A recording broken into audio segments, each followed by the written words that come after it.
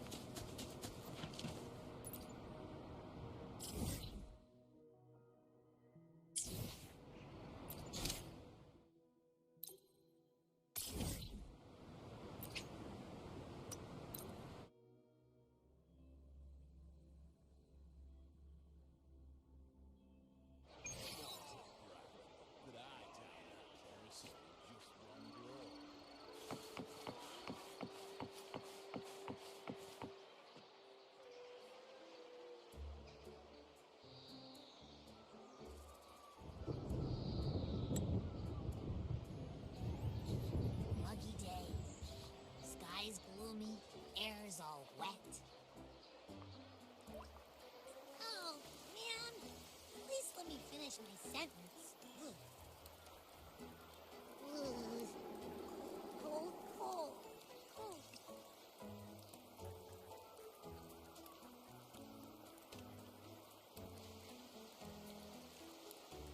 All right, I'm famished. We barely had a bite sprinting all the way here from Laguna. Whoa! Pinch me! This is a feast and a half!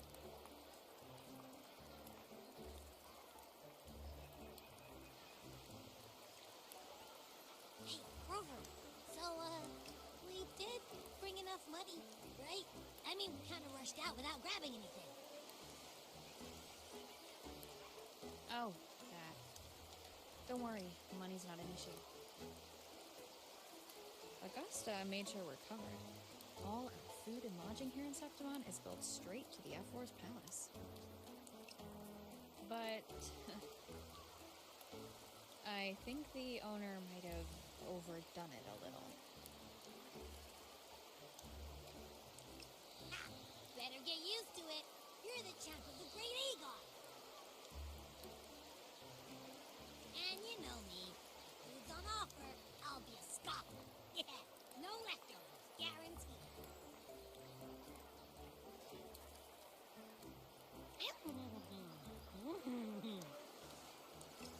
Free stay, free meal. The Zephyr really knows how to treat guests. Maybe we should, hang around a bit longer.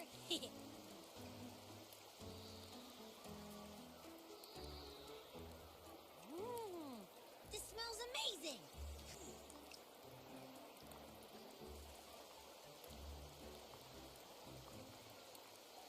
Abby, what do you think Imperator wants me to find? If Cardathia's right, the last clues should be somewhere on the Sanguis Plateaus. We're so close to the finish line. Just one step away. But our pace has slowed. Relax. We're already back in Septimon. What's the rush? I remember Lupa said there's this weird blight cloud hanging over the Sanguis Plateaus.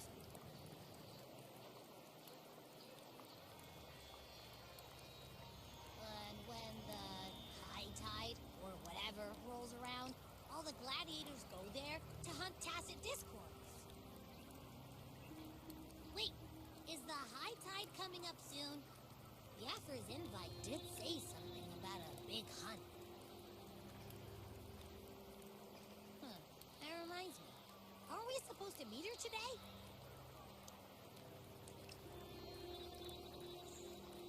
A messenger came this morning. Augusta is dealing with an emergency, so our meeting's postponed.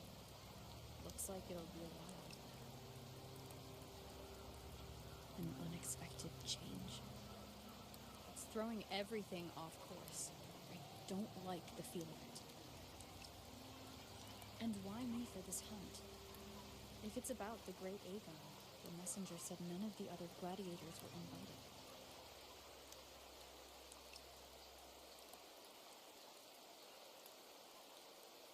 Who knows? Maybe she just wants to test her strength against you. Typical Septimontian, right? You think so? I've only met her a few times, but I doubt she acts on such simple impulses.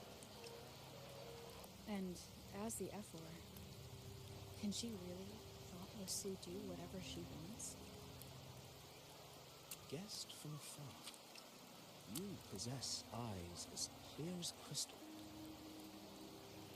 But what troubles you so that eyes once bright as the Highland sky now darken with raining clouds?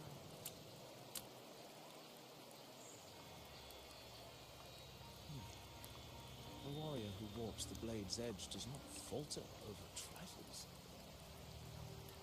The clouds, if I may guess, are cast from the throne.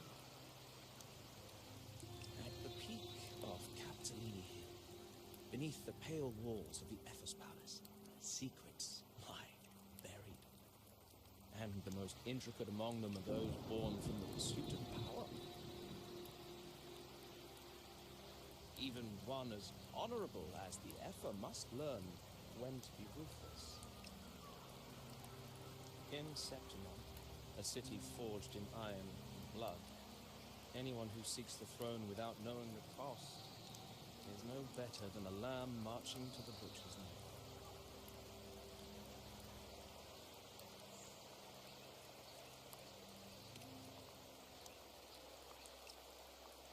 I am Nestor, a traveling poet.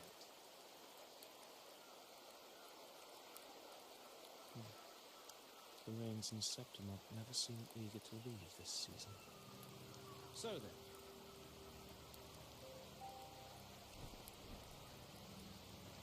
if you are curious about the effort, then allow me to say that nothing would honor me more than to offer even a modest service to the champion of the great Aegon. Wait, how do you know she's the champion? And all that stuff about the F-word, too? Huh? Your eyes. Were we talking too loud? To see and to hear are but two of the many ways to perceive. Trusting the senses is a habit, a natural experience, but not the only option. Truth be told, I've been gathering inspiration for my next epic, and its protagonist is none other than Augusta, the Epher of Septimont. That's why I speak of her with some familiarity.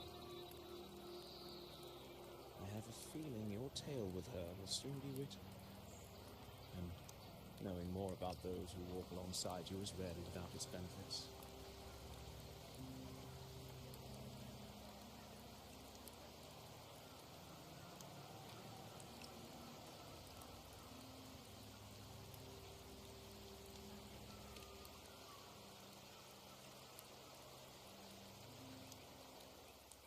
Augusta, a girl of humble birth, a resonator of modest talent, a commoner without noble patronage, and yet, from the den of wolves that is Septimon City, she rose, and eventually claimed her place. Just like the burning sun was once a cloud of dust.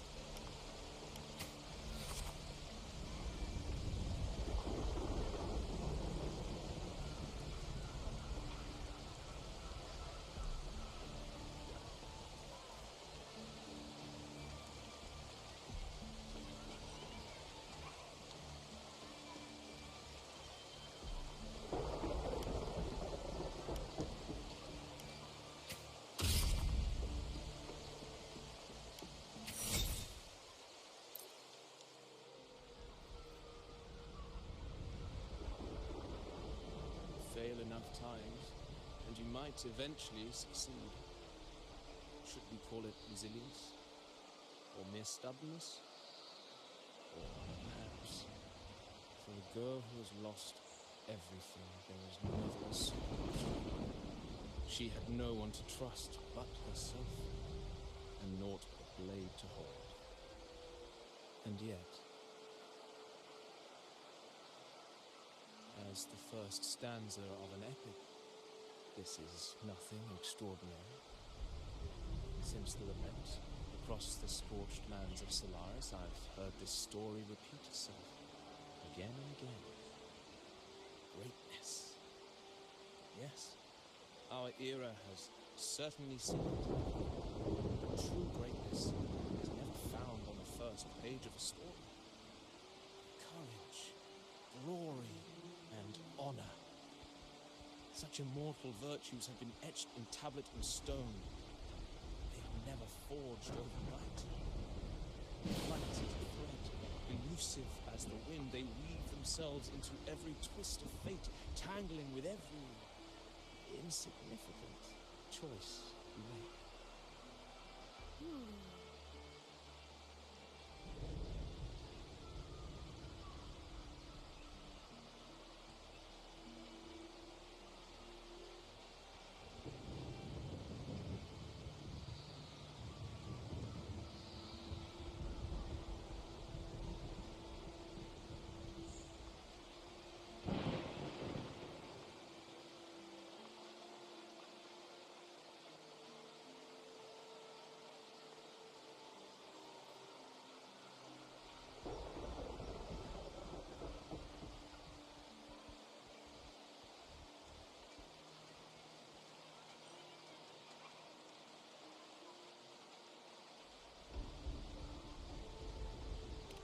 I don't know. It's just unbelievable. The Augusta's talking about and the emperor we saw in the arena. No way they're the same person. A girl far from home, arriving in a city upon Capitoline Hill in pursuit of strength. No title, no status, no wealth. I doubt anyone at the time could have imagined her rising to where she is now. Do you mean Cato? I believe Cato handed her that final victory on purpose, and that his scathing words were a test of her resolve.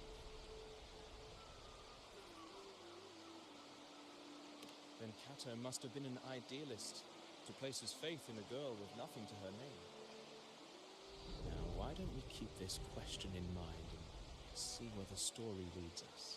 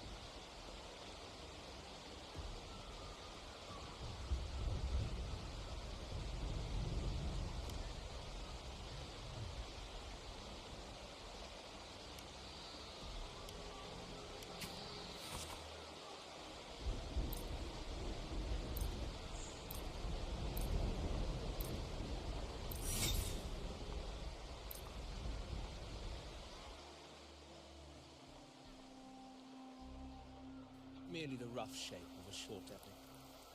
This is all I can offer about the effort.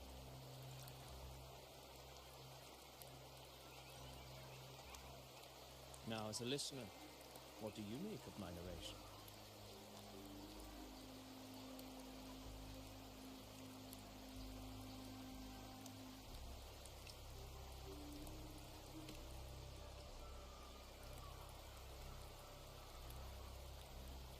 I appreciate your kind words, my generous listener. I am only a humble wordsmith, spinning verses and rhymes. The essence of poetry is granted by those who dare defy their fate. There is one thing I must confess. Through my words, your knowledge of the Ephor is partial, at best. Poetry can only offer a glimpse of the true story, the reality of people, events, and things slips beyond the grasp of words.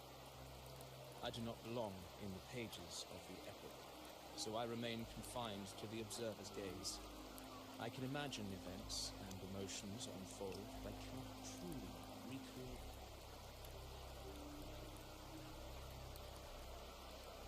Here's some advice for you, though I hesitate to call it such. If you want the truth of a story, step into it. Become part of it. The opportunity stands before you now. As I've said, the tale between you and Augusta, the hero of Septimont, is only now turning its next page.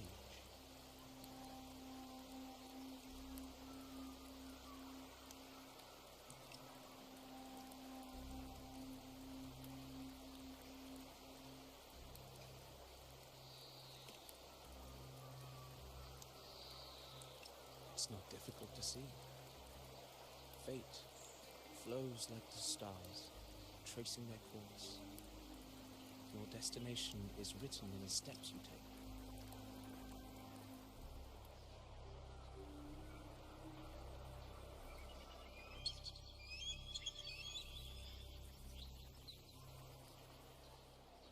The rain is passing.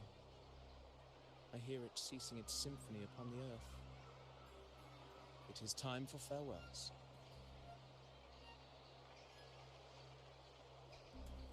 Before I leave, may I ask you one last question?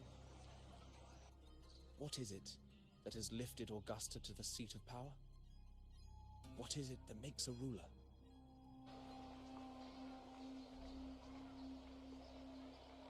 Well, I'd say strength. Let's be real.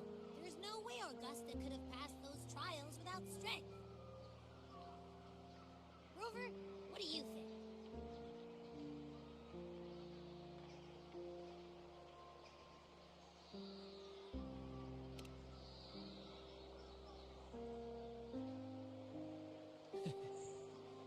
You needn't rush to answer, Keep it in mind as you continue your journey. When the final chapter is written, the answer will reveal itself.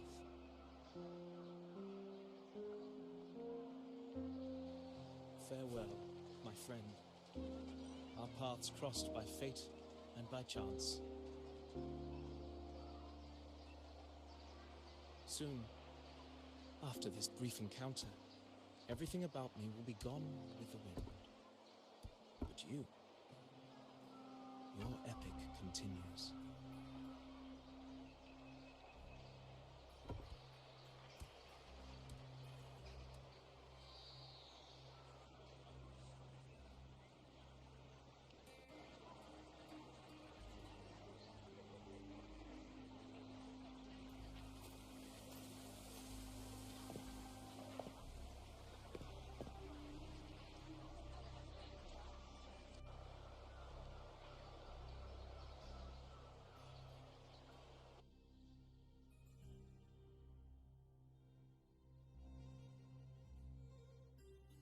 Your Excellency, you have indulged her too much. As the priestess, you know is far too unruly in both action and word. It's a disgrace to her title. Indeed. She entered the palace unannounced, uninvited, and with no decorum. A blatant affront to the authority of the palace. Same as always. Senators, all she crossed was a doorway. One too insignificant to carry the weight of our authority, or defend anyone's fragile pride. Let us not forget, it is not the walls of Capitolini Hill that command fear. It is my will, my sword, and our relentless conquest. I know your fear. You fear a priestess's voice drowning yours, and a rebel challenging the Senate's rules. But listen well. Power does not bow to sycophants, cowering behind their traditions. If you seek power, then step from the shadows. Face me, and prove yourself worthy.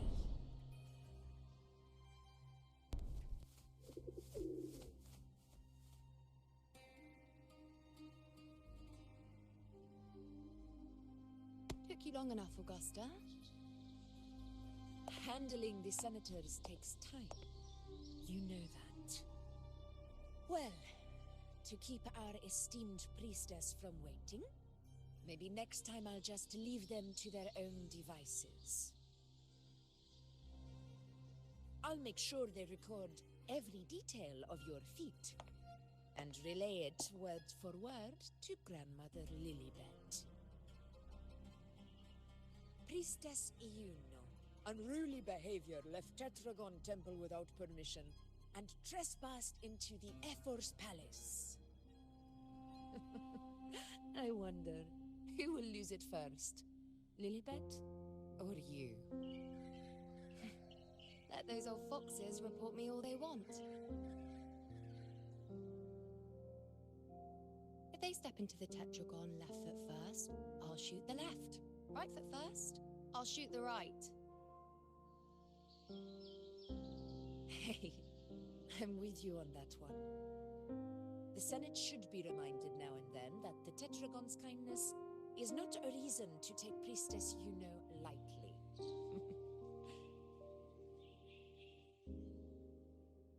Why didn't you wait there? I had everything handled. We depart for the hunting ground tonight. If anything changed, you could have reached me by my terminal. You didn't need to come all the way here. I want you free of duty until that day arrives. You're overthinking it, Augusta. I'm here to see that person. Grandmother Lilibet said her fate is one of unknowable void. Sounds intriguing enough to make time for.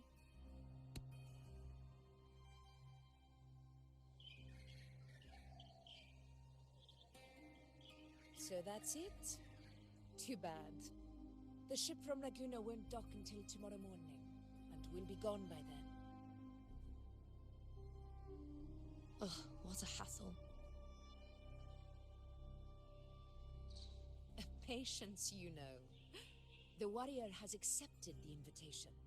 So, you'll have plenty of time to meet during the hunt.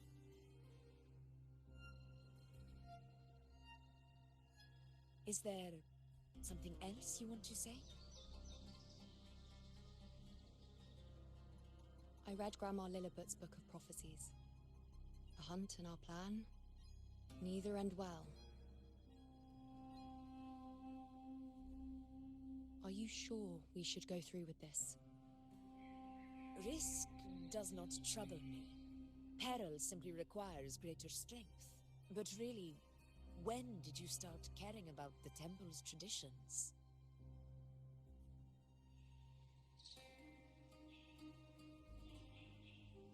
O ye faithless of Septimont, the divinity is enraged. Should your ruler defy their will again, doom shall be your fate.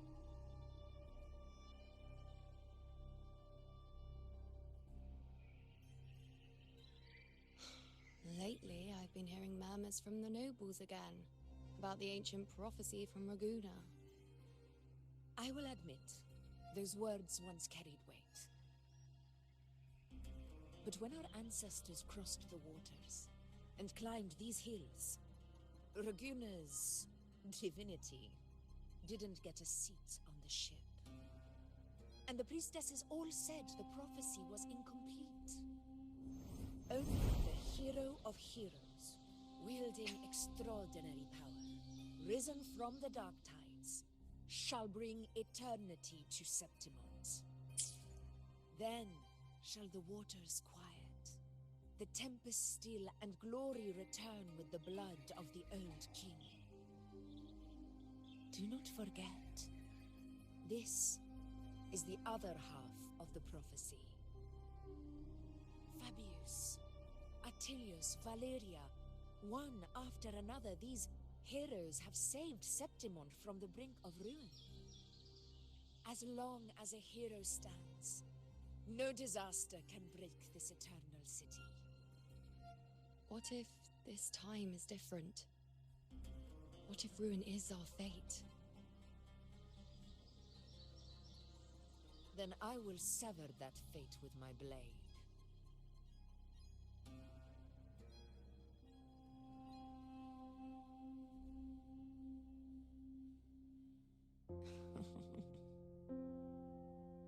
What's so amusing?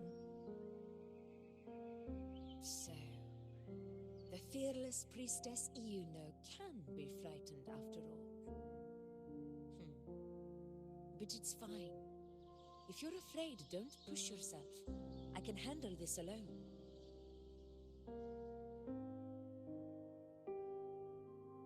Most revered priestess, wait for me in the temple.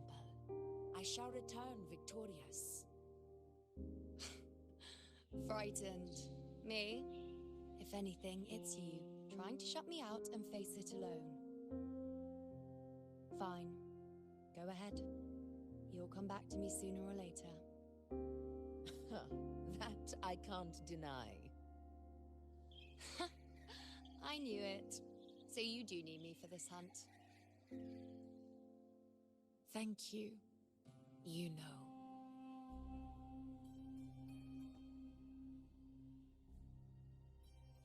Why are you saying this?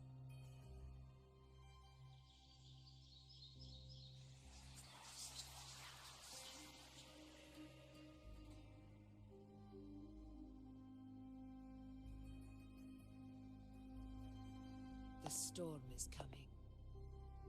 Come, you know, my friend. The best way to greet a storm is to walk straight into it.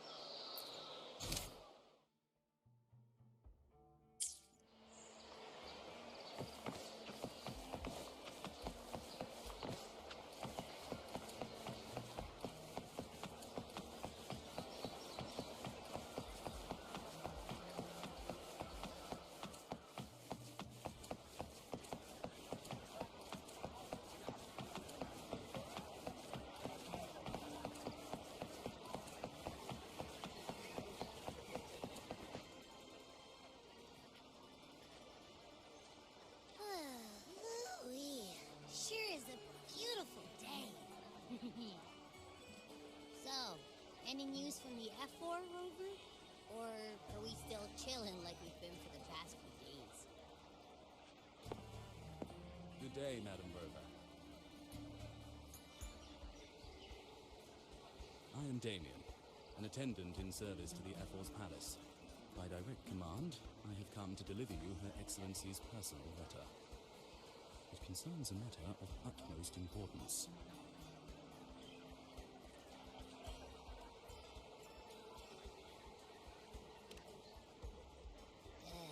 Me and my big mouth. Hey, what does it say? Scooch up a bit. It says Augusta has taken care of everything on her end. She's ready to meet us at the F-Force Palace as agreed. It's most likely something to do with the hunt. We shouldn't keep the F-4 waiting. Time to go, Abby. Oh, you mean now? Well, I'll think I'll sit this one out and leave all the heavy stuff to you guys. Chat for as long as you like. Just give me a holler if you need me.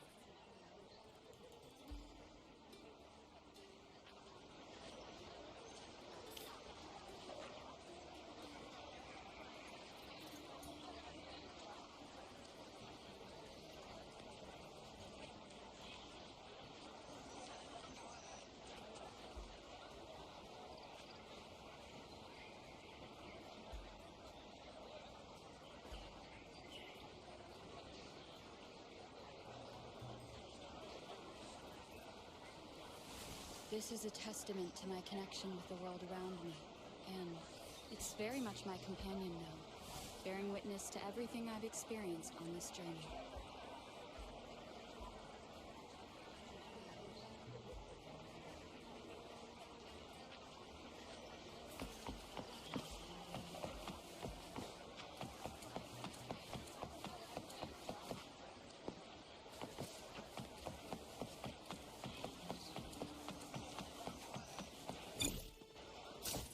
Palace is just ahead.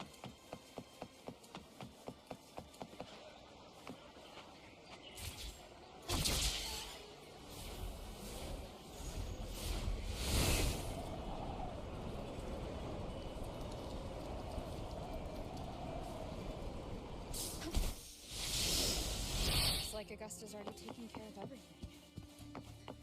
Let's do this.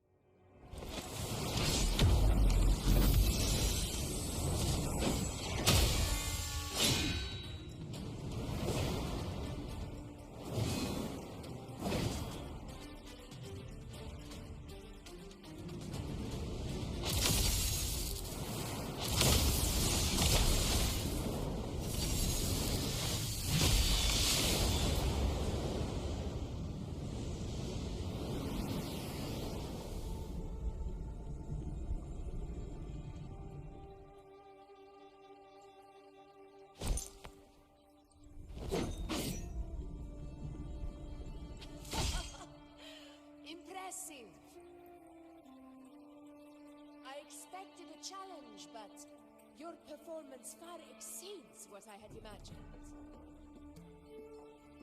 Just as I thought, watching from the Colosseum's balcony is no way to understand a warrior's true spirit. Only by crossing blades can I feel the will to fight pulsing through your veins. Come, step closer. Laureate of Raguna, champion of Septimont, favored gladiator of Arsinosa. By the honor of these titans, it is only right you stand by my side. I, Augusta, Ephor of Septimont, offer you my highest esteem.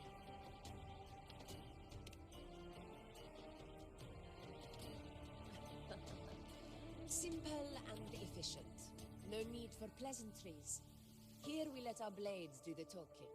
The Septimont way. I have no doubt that you and I will have plenty of opportunities to get acquainted. But that's not why I called you here today.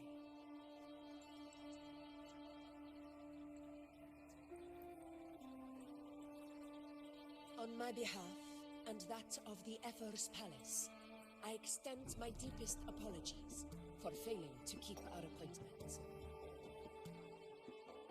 I hope this delay hasn't dampened your enthusiasm for the hunt.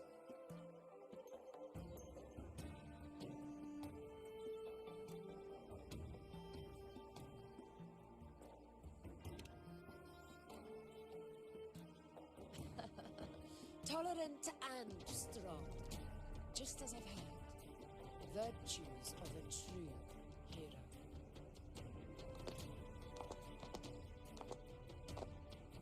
Well then, seeing that your interest still holds, shall we discuss it?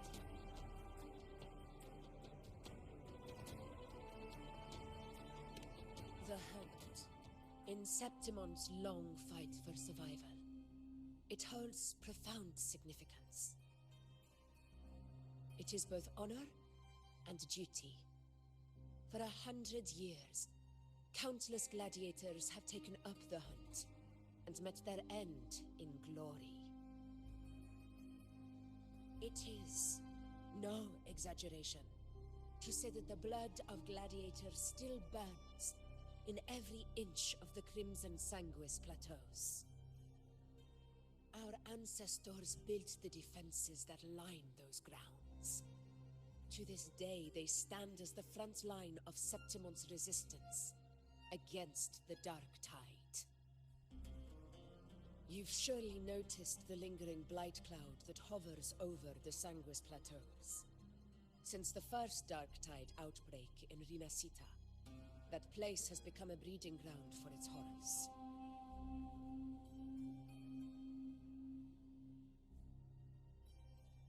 As you've no doubt realized, our prey are tacit discords, born from the Dark Tide. Only those who desecrate Septimont fall beneath the gladiators' blades. The high tide is upon us, and it will be a storm like no other. My hunting party requires unstoppable warriors. Sacrifices are inevitable, but I believe you will be a banner that stands unbroken, Rover.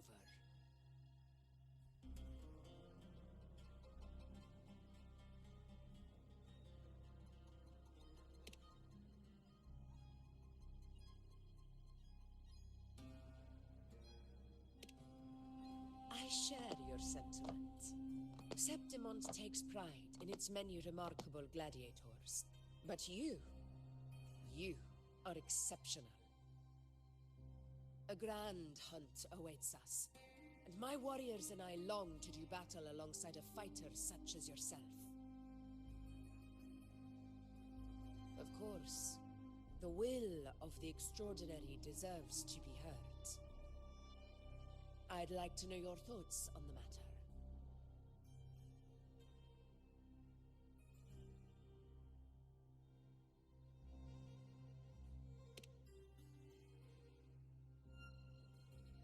A straightforward answer. I like it.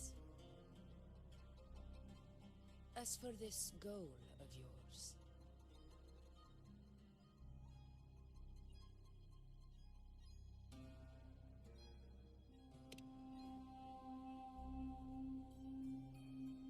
Ah, yes. The Journeying Paradise. I've heard that laughable name before. A pity the hunt was made to shatter that little fantasy. As for the Sentinel's relic, go to the Earthrend Wedge. It's where the Sentinel Imperator first descended upon the Sanguis Plateaus, and is the epicenter of every hunt to this day. However, due to its significance, not even Septimon's highest officials are permitted near it. But if that is what you wish, say no more. I will make it happen.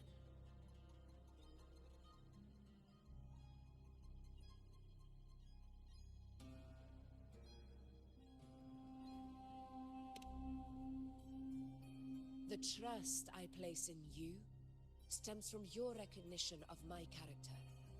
I admire your honesty, and I will honor it to the fullest. Only those bound by trust can go the distance together. I look forward to the hunt ahead. It honors me to journey by your side.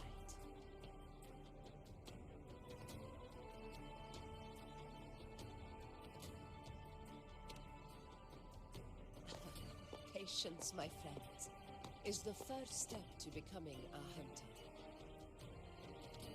When the storm rages in the skies southeast of Septimont, I will await you at Tempest Cliffs.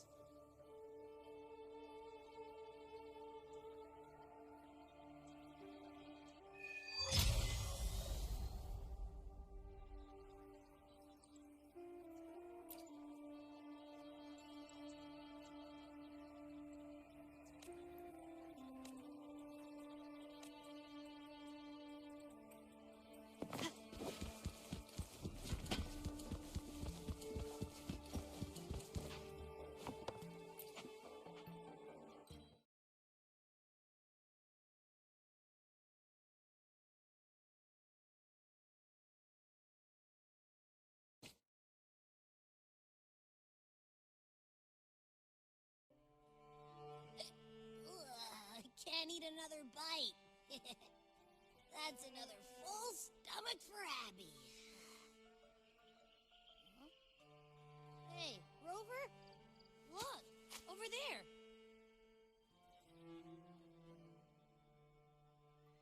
That's a storm. Which means it's about time to meet up with Augusta. Tempest Cliffs. I remember, that's where she told us to go. Well, you better hurry. Same as always. Call me when you need me, and I'll be out in a flash.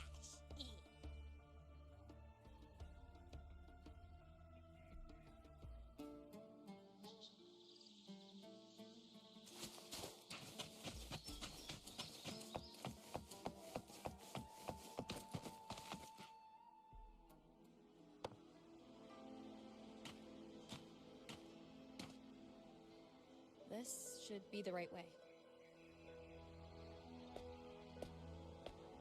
If you're heading for Tempest Cliffs, head east. This path will take you straight to the Courtyard of Glory.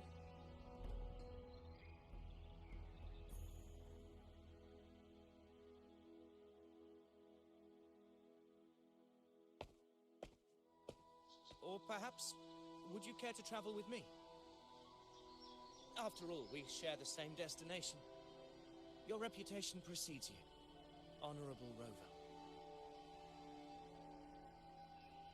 I am Gladiator of Vidius, at your service.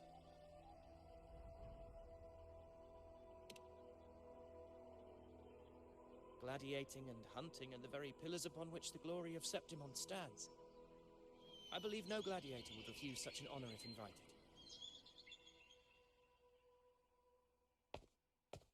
I, of course, am no exception. Please, if you'll follow me, honored guest from afar.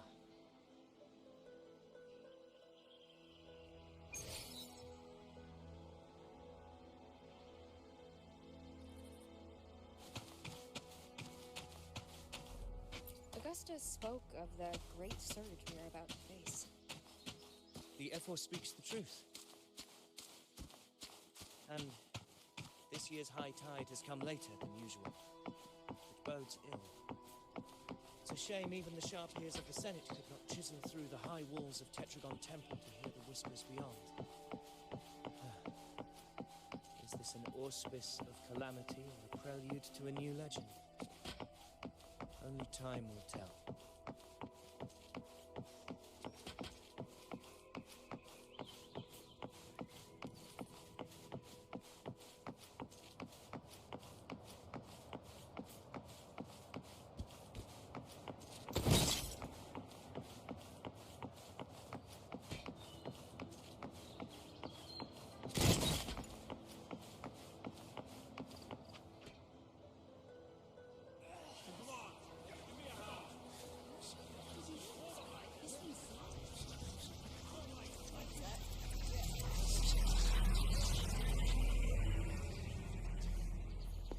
Pleasure of escorting you to the F4 has been fulfilled. For now, my duty ends here. From here, we march onward to the hunting grounds, where the Dark Tide's creations may await us. When the time comes, it will be a true pleasure to see your skills in action.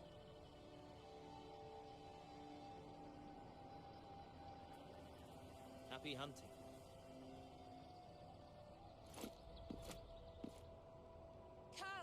Join us, Rover. The horns signal our departure.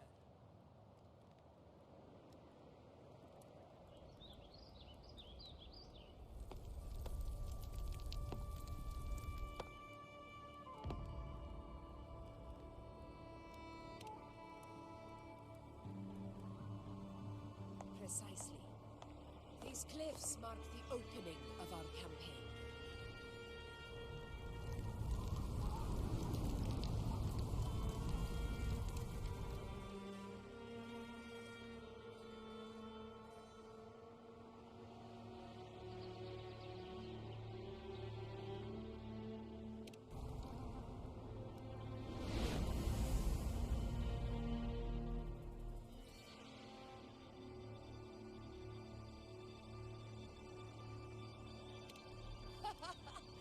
Take courage, my friend. The path to glory will reveal itself under the feet of the brave.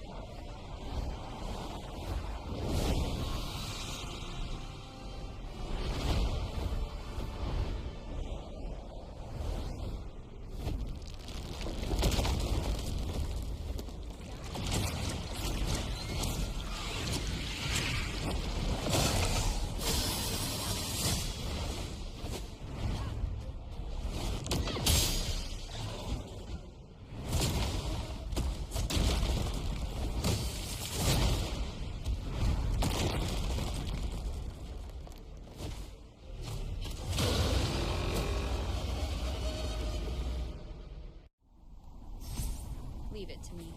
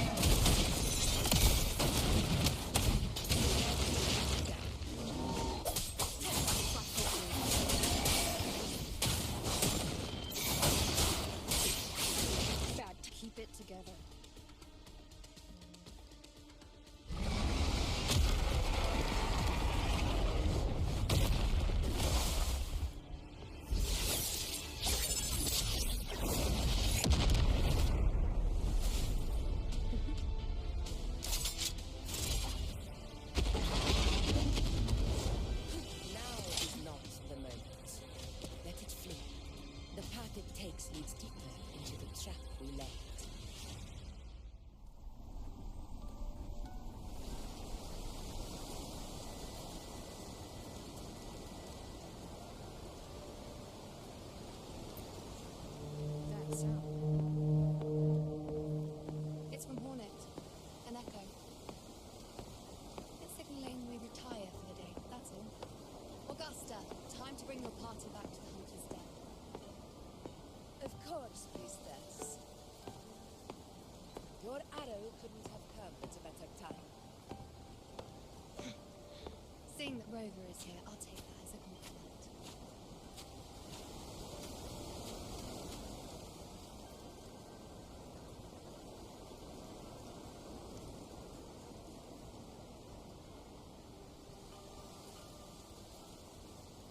The Hunter's Den.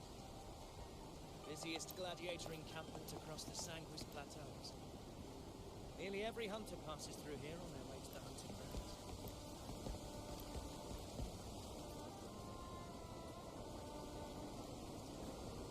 We will rest here before setting off for the next hunt. I must admit, this place is rather magnificent. I suppose my predecessors forsook the peace they ought to have enjoyed, just to share this hard-earned land with these hunters. The priestess's words are not without merit. I am well aware that I stand under blessings and will forever remember the sacrifices of the temple. Now, if you'll excuse me, I'll be taking my leave.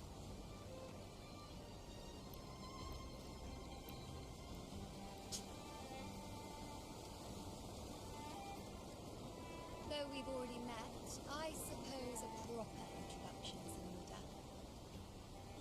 I am Yuna, priestess of the Tetragon Temple.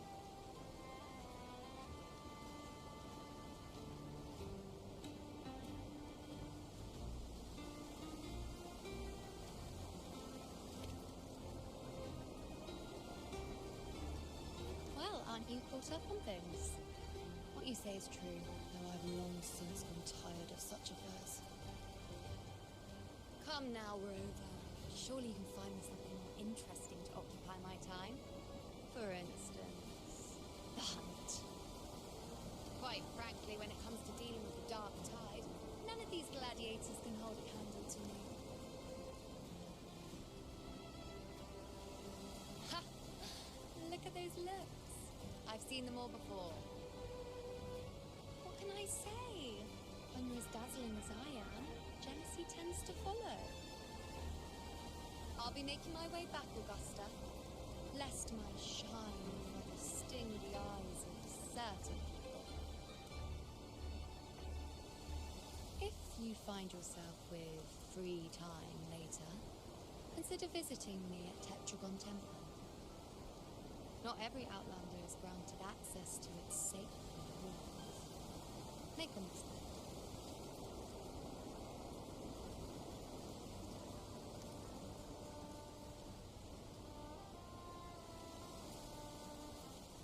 It's rare to see Yuno hold back like that. You must be someone different to her.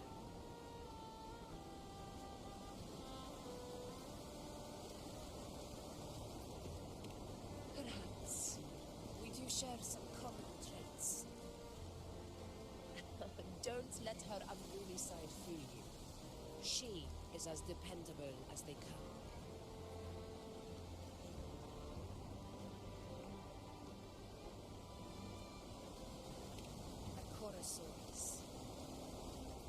Avidius was correct. It is a tacit discord born from the dark tide. What he didn't have the chance to tell you is that it is the deadliest Chorosaurus of them all.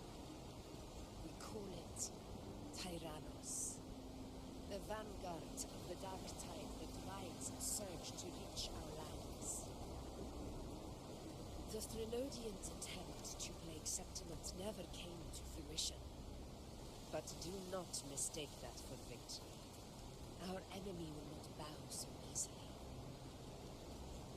The dark tide, immortal and indestructible, carries out the will of its creator, the Threnodian Leviathan. Only the earth-rend wedge that bears Sentinel Inheritor's power can sever the link between the dark tide and the Threnodian. burying the calamity deep beneath the sunless plateaus. The hunt is how we disrupt the Dark Tide's frequencies, by capturing and eliminating its creatures. However, the Earthrend Wedge's energy range is limited. Our mission is to deliver a true death to our prey. Meaning we need to hunt and kill the beast near the Earthrend. Is that how we stop the Dark Tide from spreading? Yes, and it must be done within Maroonwood. This confrontation with Tyrannos was expected, but it's not a fight anyone is eager to face. That beast is well aware of our plan. It's no mere prey. In many ways, it's a cunning hunter itself.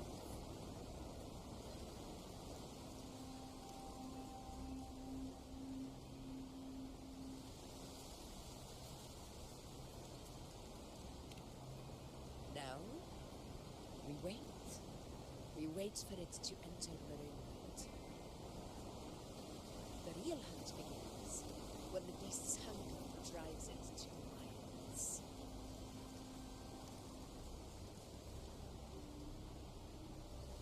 Your Excellency, the Senators request your presence in the main tent. It's to discuss plans for the hunting operation. Looks like I'll be occupied for a while. Relax. Take a walk around camp. The hornet's blare will sound our next departure. It's a sound that can be heard across the canyons. You won't miss it.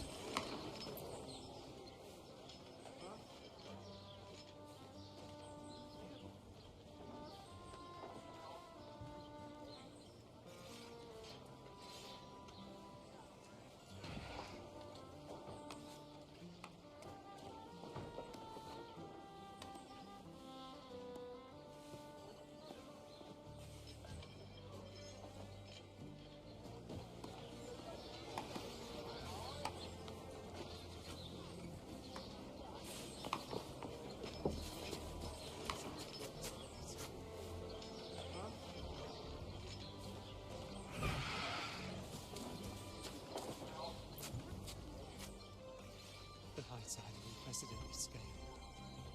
Could this be the one in the prophecy? The harbinger of Septimon's doom? A high tide is a high tide. Every hunt is a gamble with our lives, no matter the size. Just keep your blade sharp. Whatever comes, we cut it down. Don't overthink it.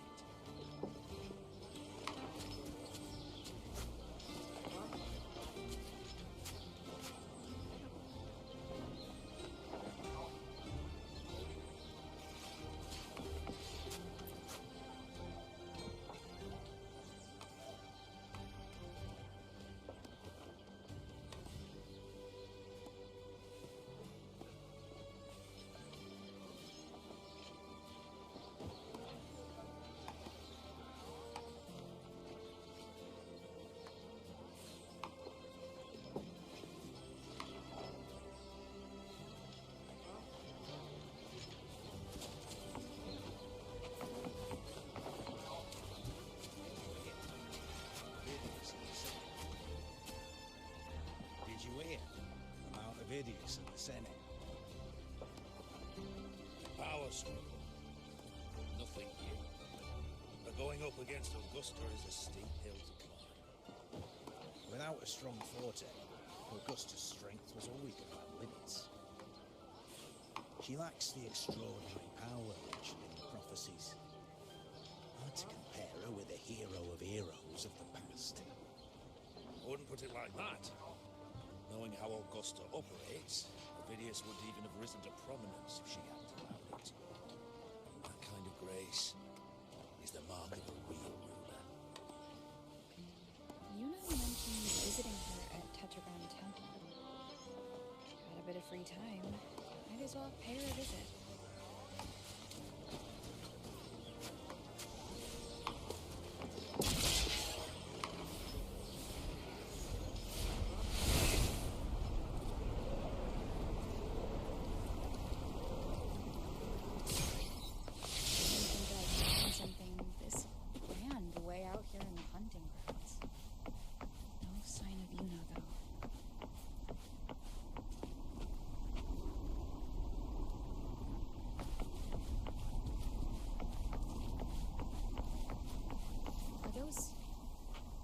On the wall?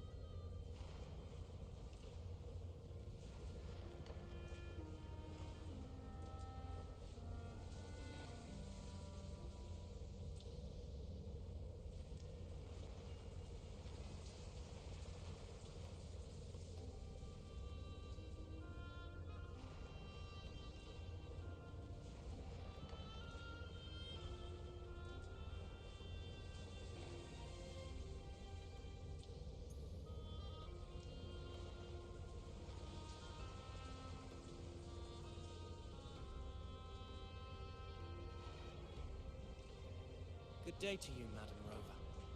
It seems you too have taken an interest in the temple's murals.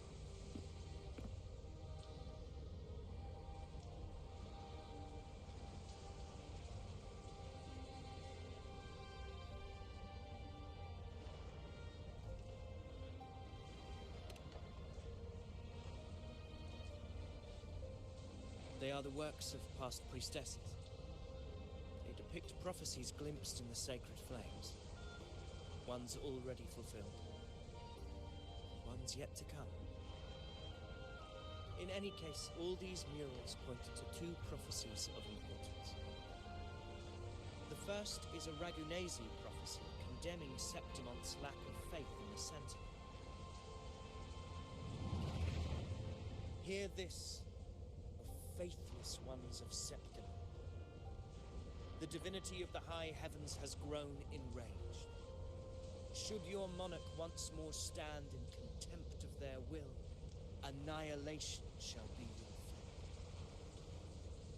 The second is a continuation of the Ragunesi prophecy, delivered by Septimon's priestesses. Only the hero of heroes of extraordinary power, risen from the dark tides, shall bring eternity to Septimont.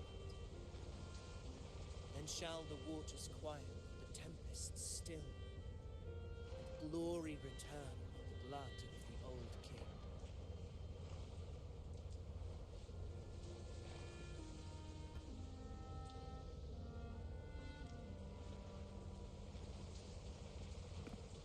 You seem drawn to that particular mural.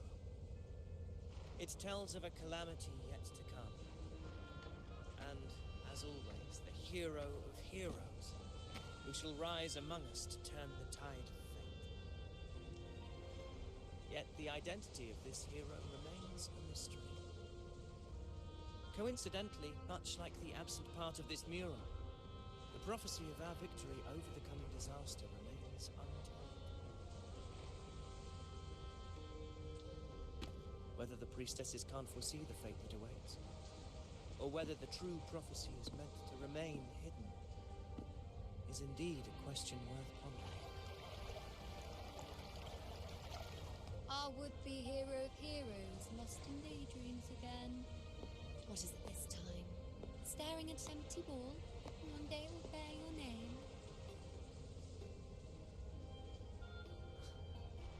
I happened to wander by, passing the time, Swandass. No need to trouble yourself with someone as inconsequential as I, priestess. Inconsequential? Come now. Everyone knows you're missing its golden child. Those old loons wouldn't spare me a glance, but they hang on your every word.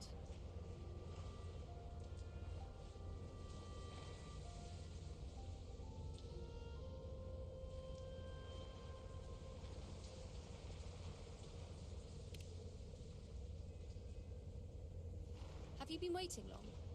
Oh, can't believe he got to you first. Isn't paying respects to the heroes fairly commonplace? Surely we needn't allow rivalry to come between us, priestess. I'm not blind to your tricks, Avidius. Do you really think Rover would take sides? With you? Let me guess. Eliminating Tyrannos and the Dark Tide before anyone else would be the perfect act to prove you're the prophesied hero of heroes. 4 expeditions to Main's Deep, plus a home leaf medal, and now you think you can usurp Augustus' place? Don't make me laugh.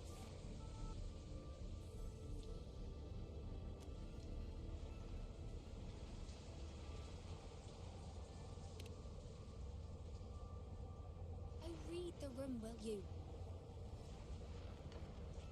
Please. I don't deny that I am ambitious and aspire to better my station, but I value my duty to defend Septimon's glory just as equally. Should I become the next hero, Septimont would be spared when the next calamity arrives. Is this not what the Tetragon Temple has prophesied? Why, you...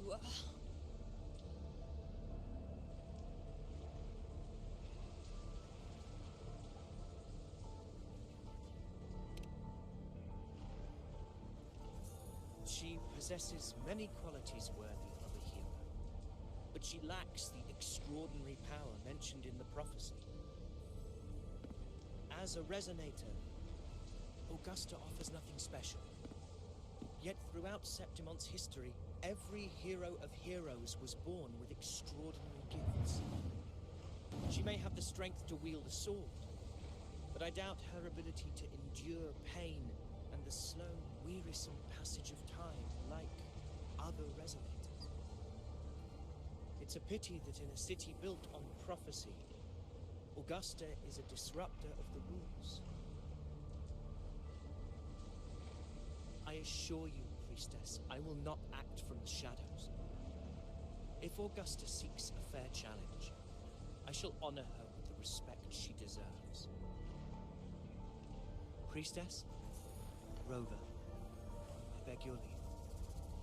Perhaps we will bear witness to the birth of a new hero in the hunt to come.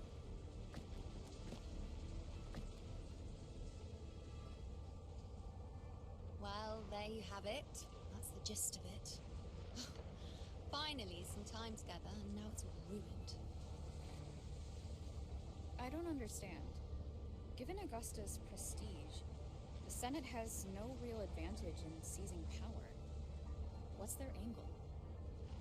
It all started when Augusta shook things up the moment she became Ethel, especially in rooting out corruption within the gladiators' Aegon while ignoring the senators in the process. Naturally, it ruffled some feathers. Some even accused her of undermining the spirit of gladiating. In reality, they're just upset their piggy banks got smashed. More importantly, this is exactly the kind of chaos Augusta wanted. That idiot. She even went so far as to say, the citizens of Septimont only need to be loyal to Septimont, not her, Augusta. And then, like it's nothing, she tells me that the Ethel position only matters when a strong gladiator wants it. She's even more stubborn than I am.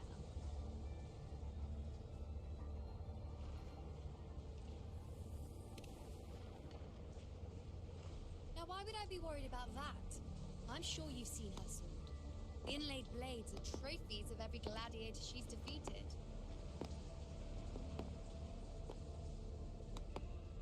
Even ones with decent resonance powers like Ovidius, she eats for breakfast.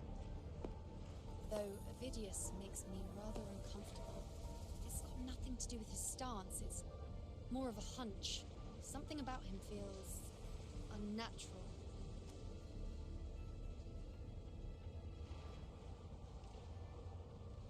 Or maybe I'm just overthinking it.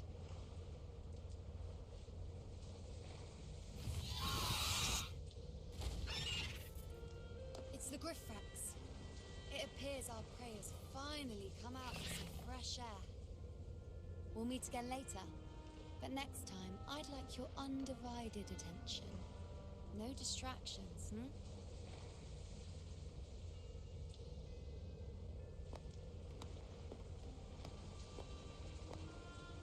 Is that lady over there looking at me? Better go and greet her.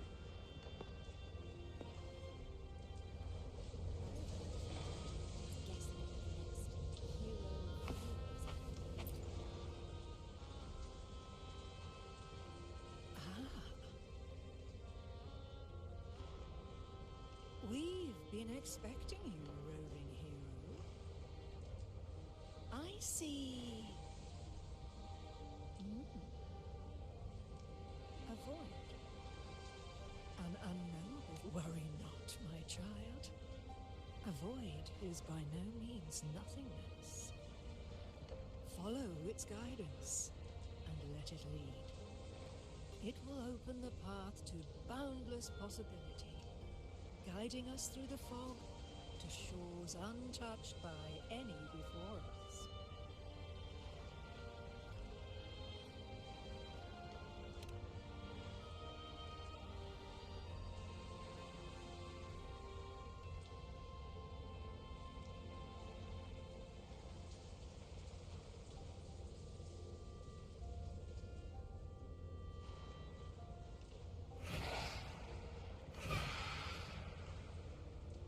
Perfect timing.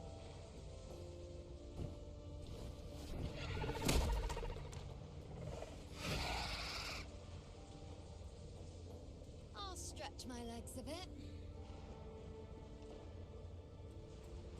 Huh. I wonder what Grandmother Lilibet and Rover are talking about. Never mind. It can wait. Let's get eyes on this beast, Aquila.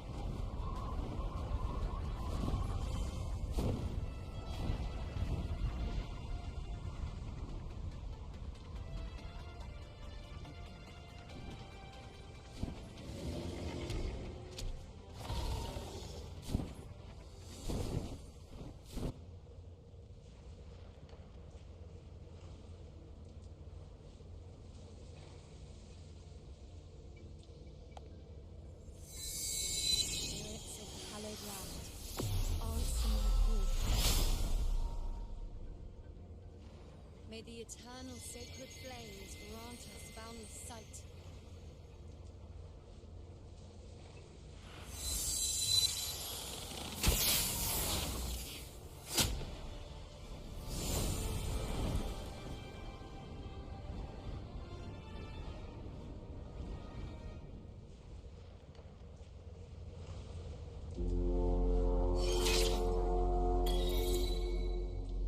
I'd better find Augusta.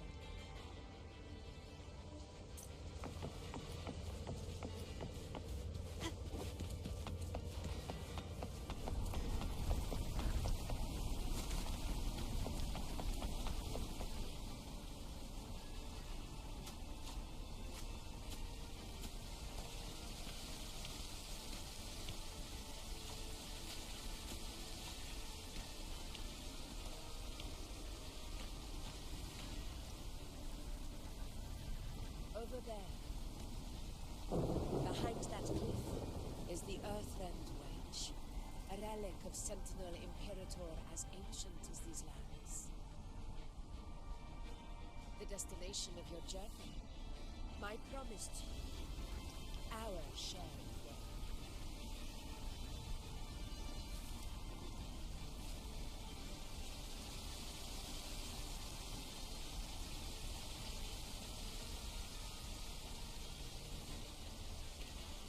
Anchor stone, made from tacitite formed around the Earthland.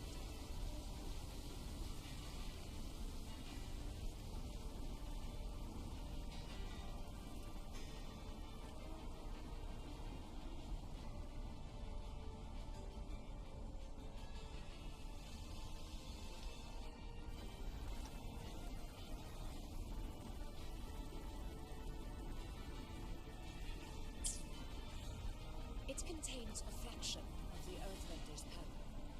It offers no defense capabilities, but it can at least serve as a temporary measure to hold off the Dark Tide, or its creations.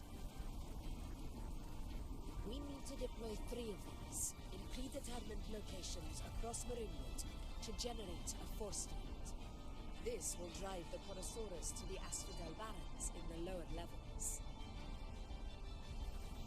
The field blooming with asphodels is where the hunting party can safely reach the lower levels. Judging from the height, it's close to the Earthrender's base. In that field of glory, we will grant Tyrannos the death he deserves.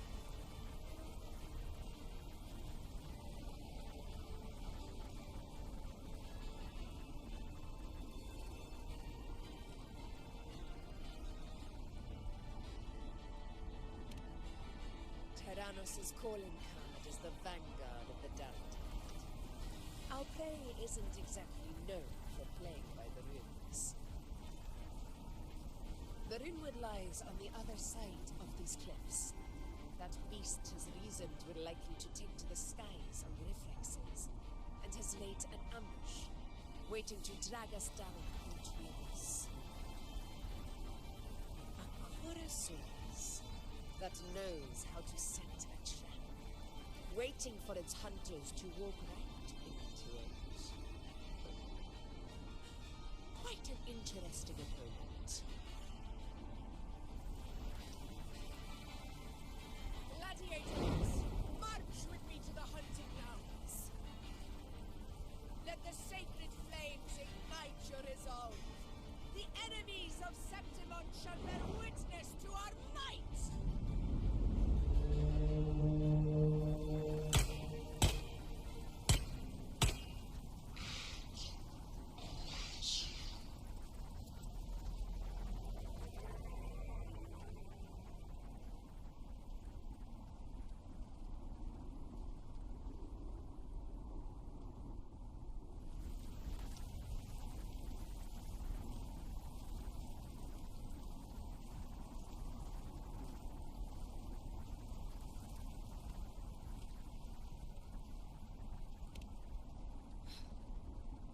Let us be on our way.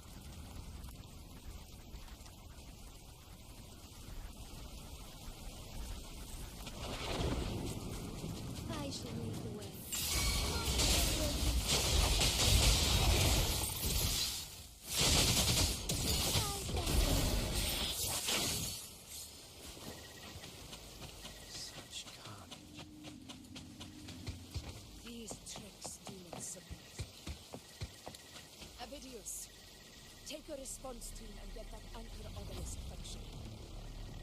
Rover and I will provide cover. Your Excellency.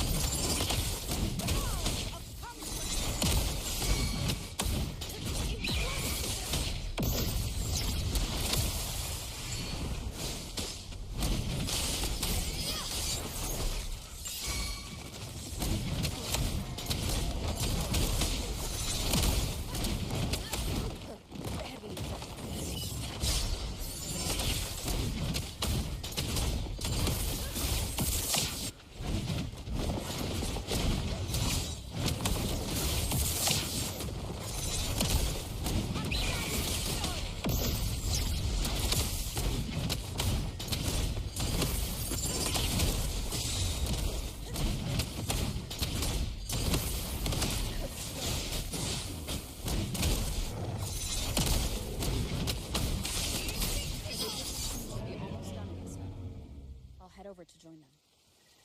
Of course. See that it... Your aid couldn't have come at a better time.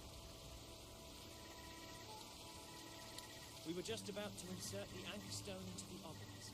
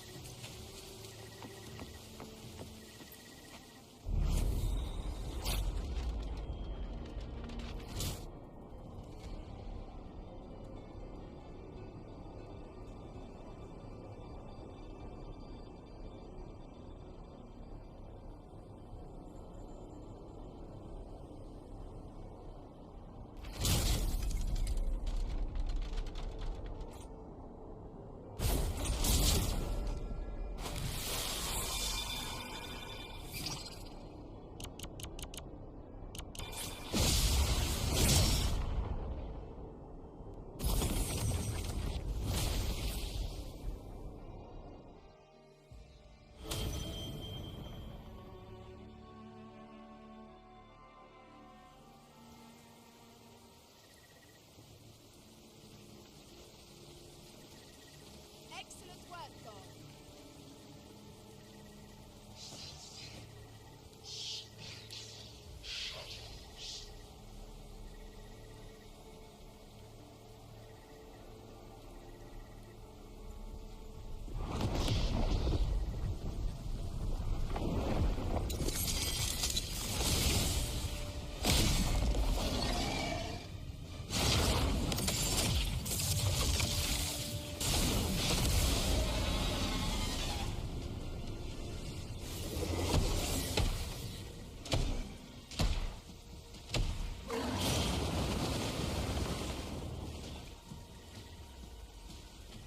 Inside these hunting grounds, the hunter can become the hunted at a moment's notice.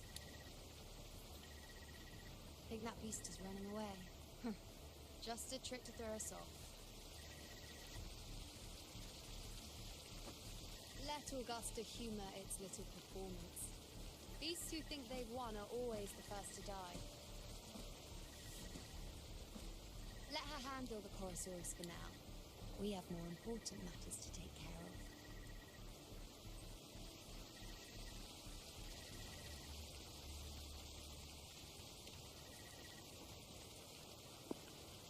Oh, surprised to see me? I've already shared my interest with you. It wouldn't kill you to remember a few things I've said, would it? But fine. Since it's you, I suppose I can let you in on the secret. The Chorosaurus is just an appetizer. I've got bigger fish to fry.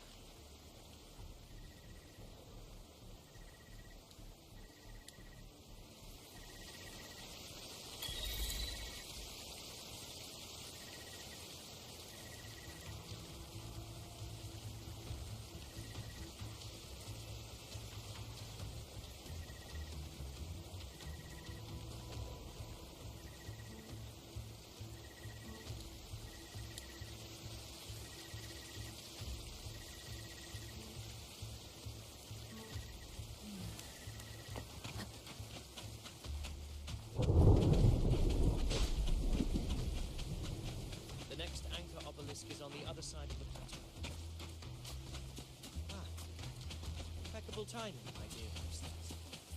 Wingrays are here too. Oh, does that surprise you? Augusta and I prepared it all well in advance. Ride the winds and let's soar over these cliffs together.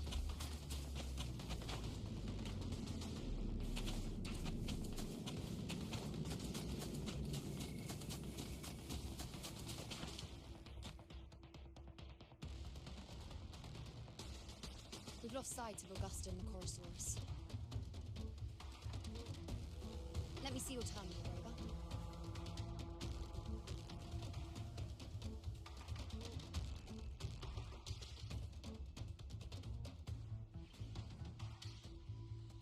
There. Try using the sensor.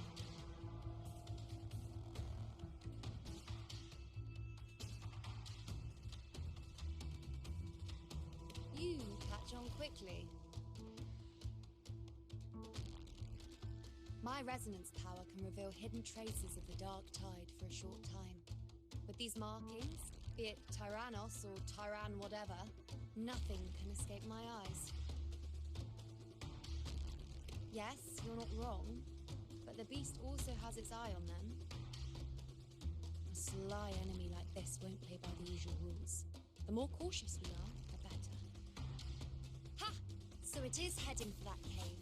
The second obelisk is also in that direction. Come, let's go have a little fun with our friend.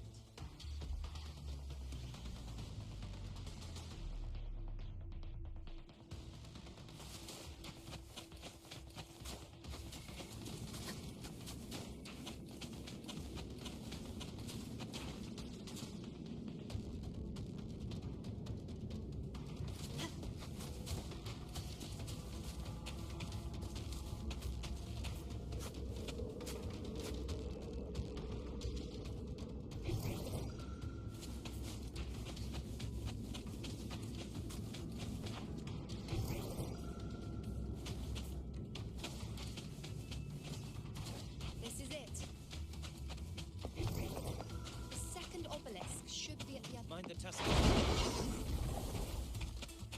I'd be more worried. Try not to slow it down.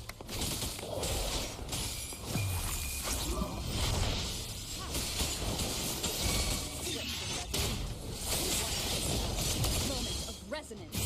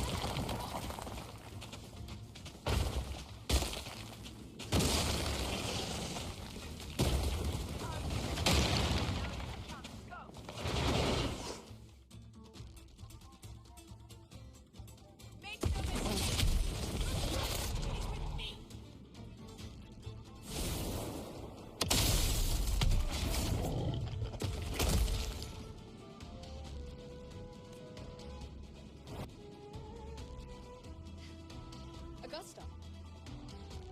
My apologies for the delay. We warned. The Chorosaurus could be returning at any moment. We should leave.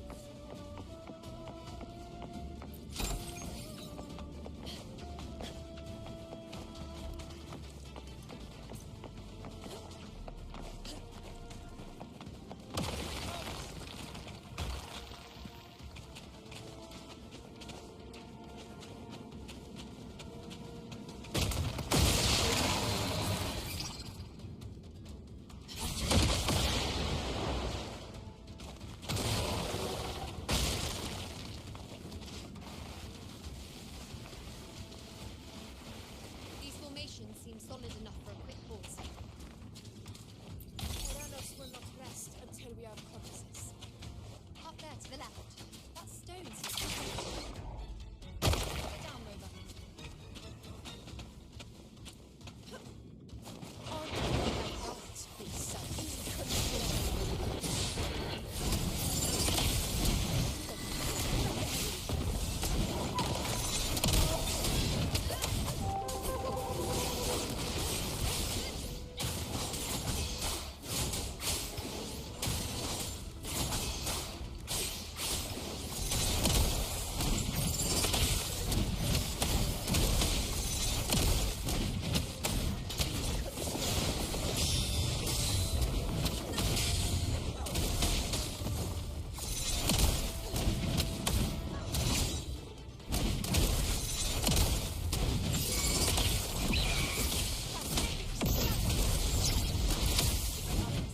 Leave it to me.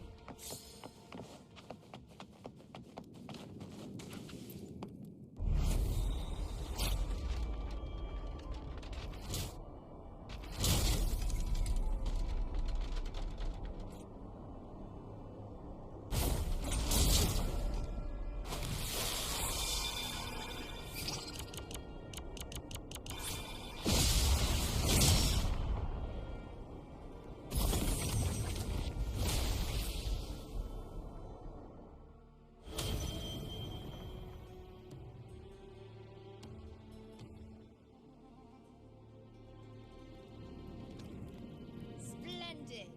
Let's keep up the momentum.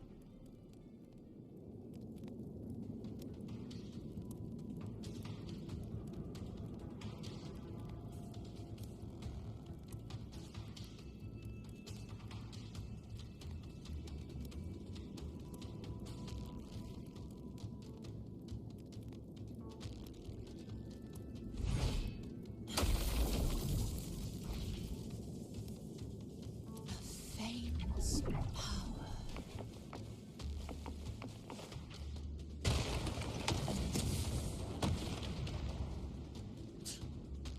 You again. You just left.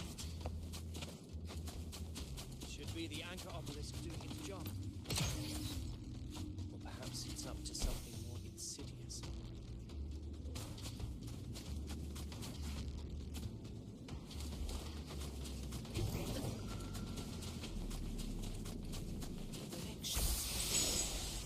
Is it planning to destroy the anchor obelisk?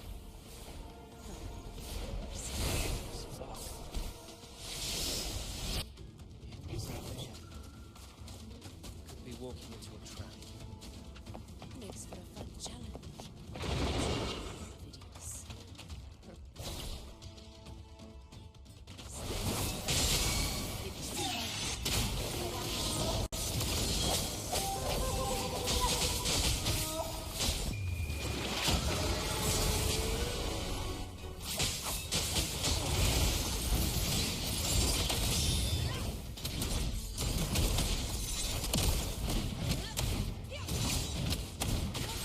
Right over there.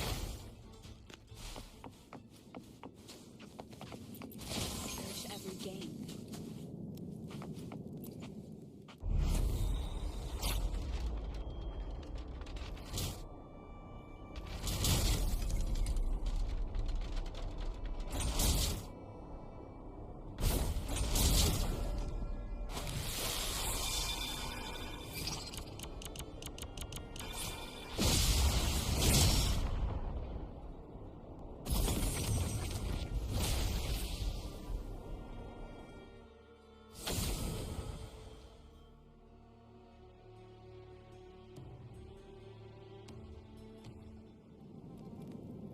Good. You did well not to disappoint.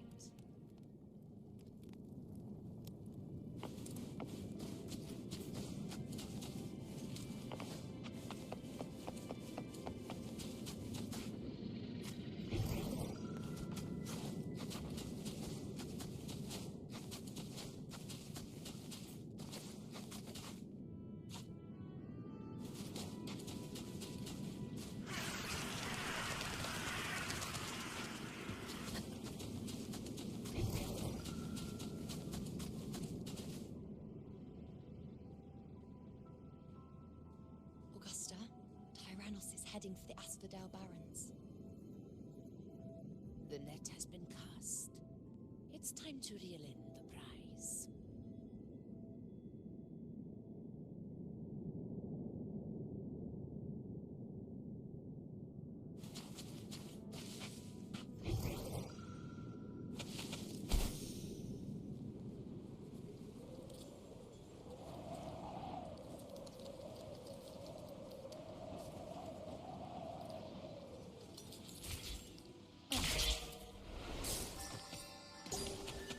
Wind guide me.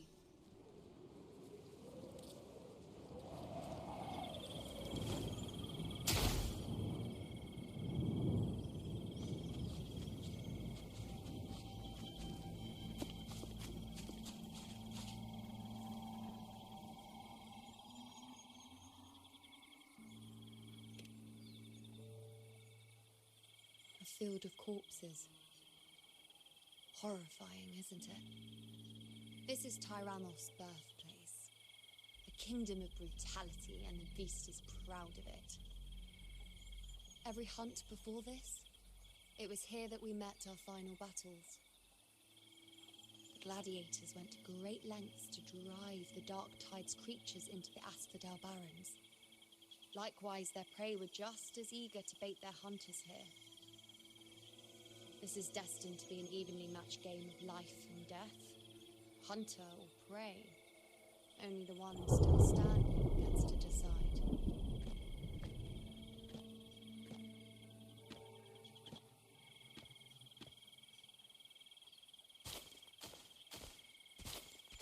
Avidius, descendant of the hero of heroes Attilius, decorated for the 4 crossings of Main's Deep. I see the desire in you, your desire for power.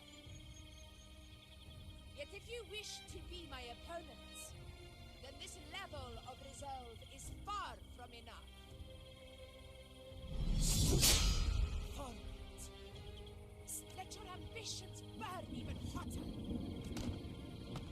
As you wish, Your Excellency.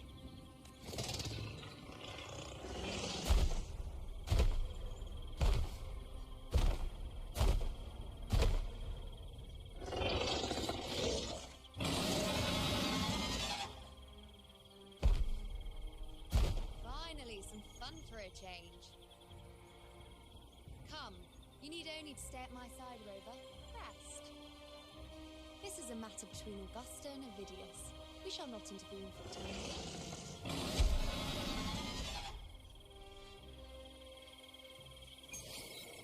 Leave it to me.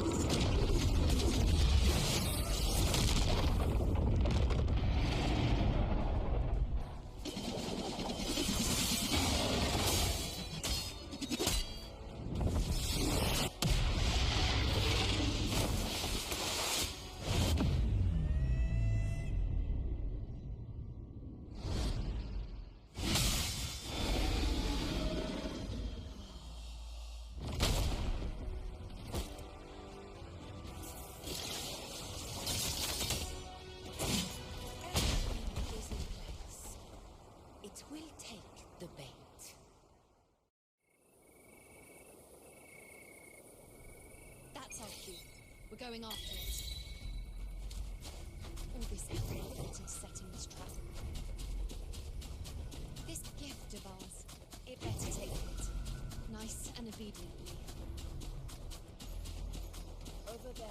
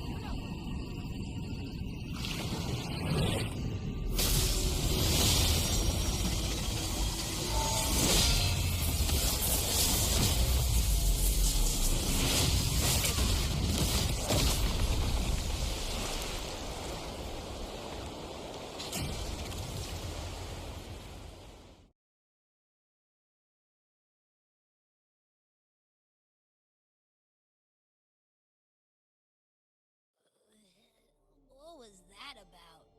And that black fog? It was all mushy. Didn't even finish it. Ooh.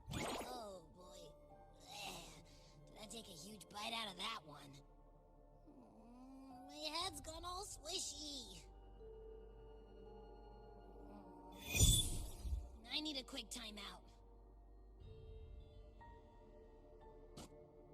How are you holding up?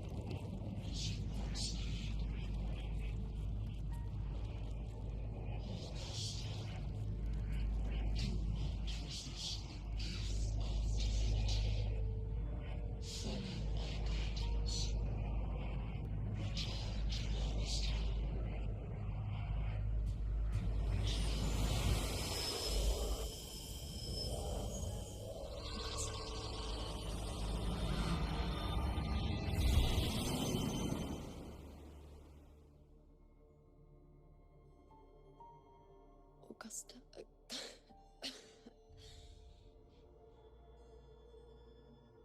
If, and I say, if Septimon's fate has already been decided,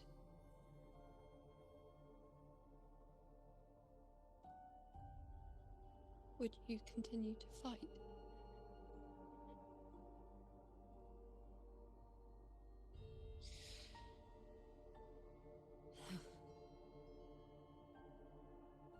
A ruler assumes their place by accomplishing the impossible for their subjects.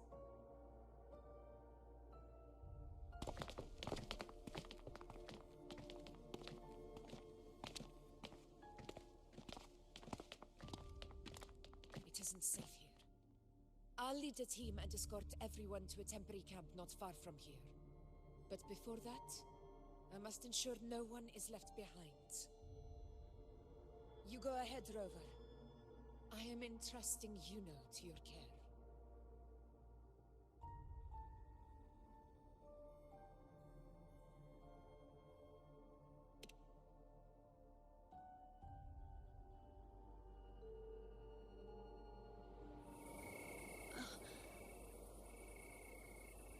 How are you feeling? Do you want to rest a bit? I appreciate your concern, but I'm not as fragile as you think. This road is nothing I can't handle.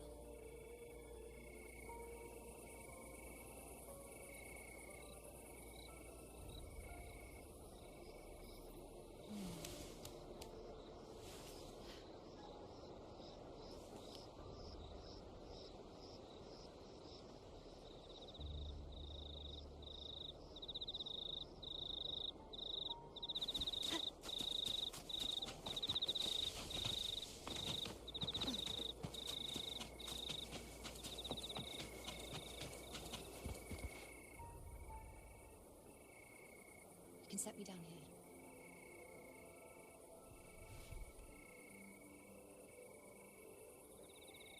Come on, don't give me that concerned look of yours. It's nothing to worry about.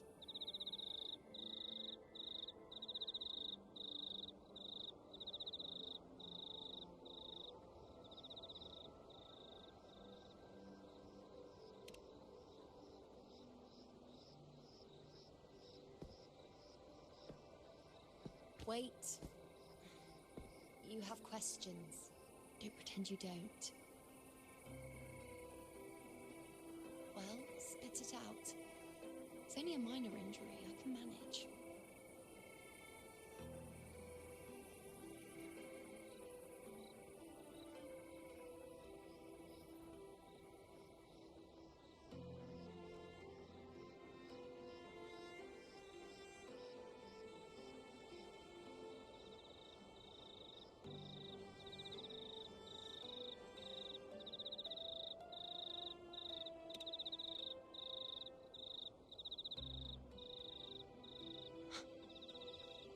So you've managed to glimpse that far? Or is there more?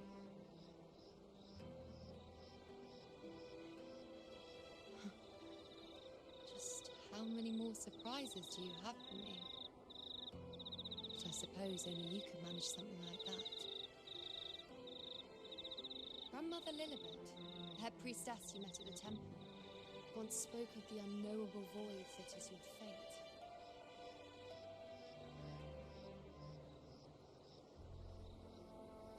Yet to fully interpret what she meant by that, but one thing is clear. You are the most unique among us all.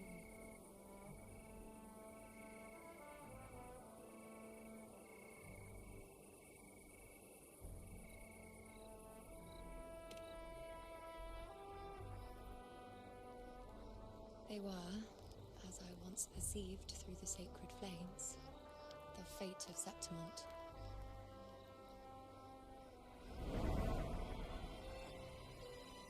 Just as you saw, the dark tide will bring destruction to Septimont and the death of Augusta.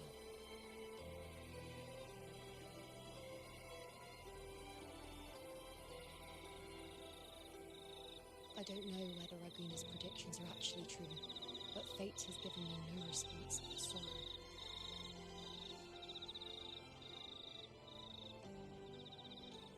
Though I would deny it to the end, as it is now, I cannot ignore it any longer. The Dark Tide is a force to be reckoned with. Its terror lies not in the illusions it shows, or the lies it spins.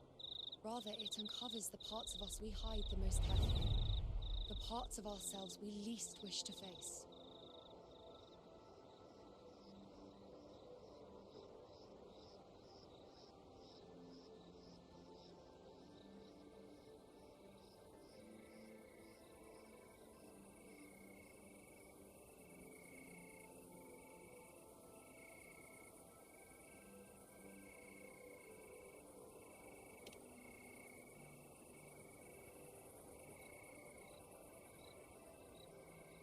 Never. My prophecies are never wrong. How I loathe this feeling, this helplessness, to know everything, to see everything, and yet be powerless to change a thing. Since we've come this far, might as well share a secret with you.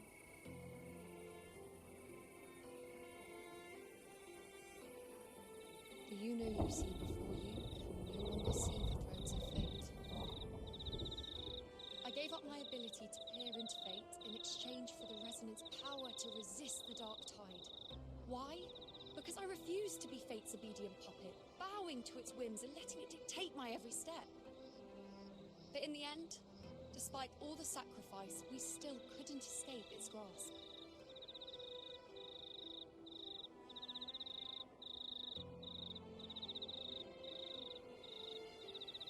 The dark figure we faced in Asphodel Barrens was, in fact, an embodiment of the Dark Tide. We call it the False Sovereign.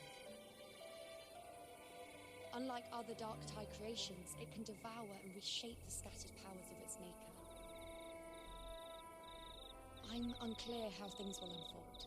I'm certain it's the source of evil that will bring about the fall of Septimund, just as the prophecy foretold.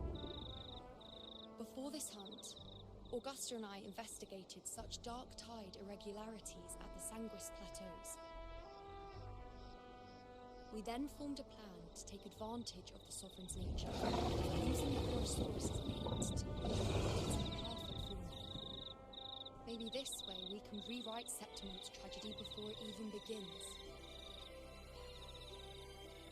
But as you can see, we failed.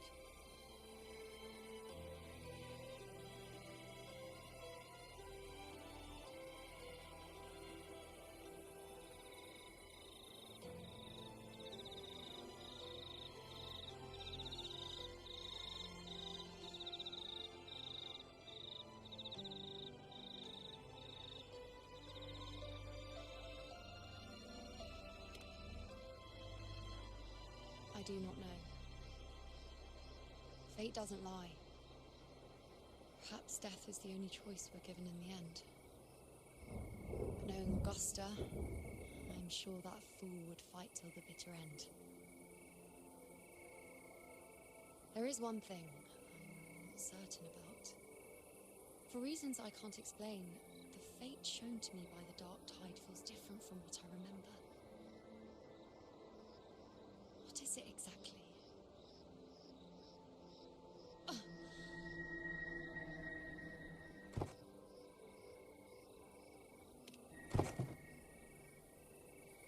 A side effect of my resonance power. The Dark Tide doesn't exactly show up in a stable form. My powers manifest its creations in exchange for a teensy piece of my existence. That's the price to pay, I suppose.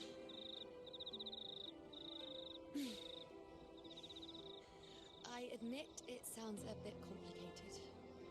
In short, just know a little sleep will relieve these side effects.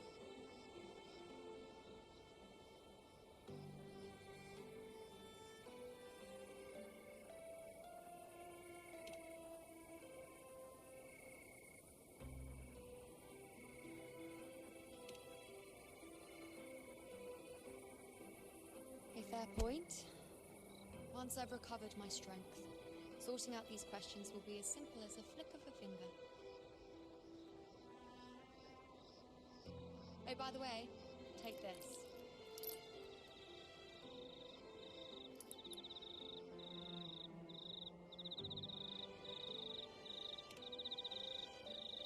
A lunarum bracelet containing a small portion of my resonance power.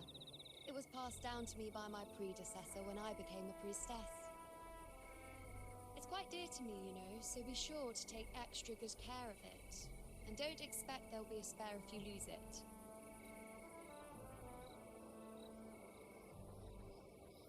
Rely on it in my absence. Who knows? It may even help fill in for me and help you and Augusta in my place.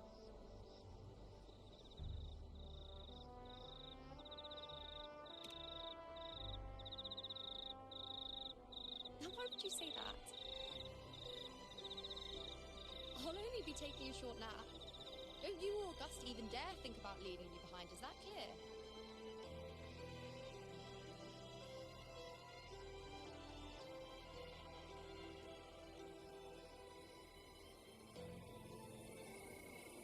I should see how things are with Augusta now.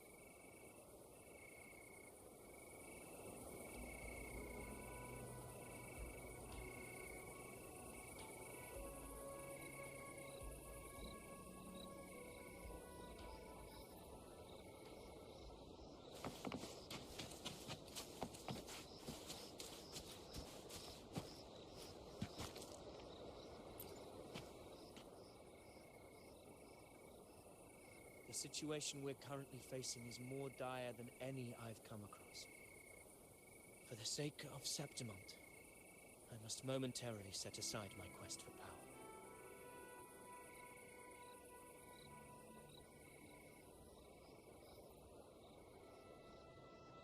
My 4 expeditions to Main's Deep.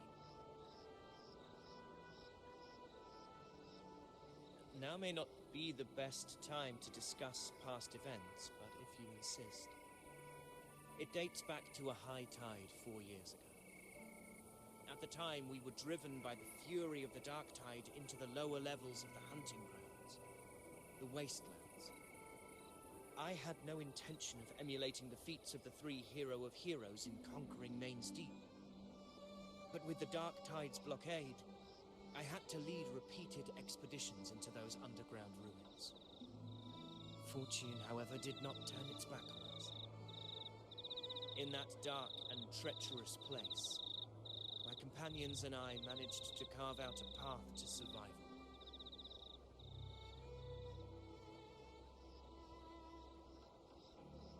Fate has its ways. Now only I remain able to face the hunting grounds trials. Many of my companions fell to the corruption of the dark tide. Those left barely overcame the dark tide's influence with the help of a plant unique to Main's Deep, Mizona. Even so, they still suffered from the torment it caused and were forced to cut their time as gladiators short. This home leaf medal was granted to me by the former Ephor after the crisis. A victory, yes, but one laced with pain. My companions should never have suffered the dark tide's disgrace.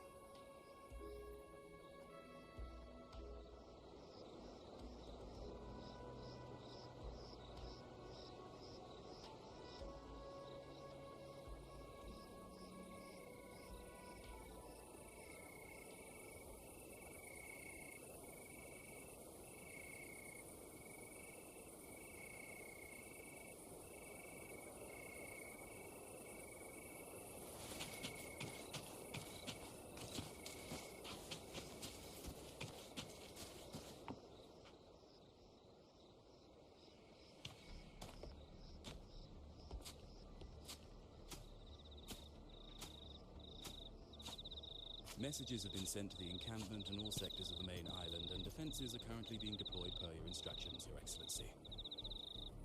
Good. Ensure timely reports on any new developments. Yes, Your Excellency.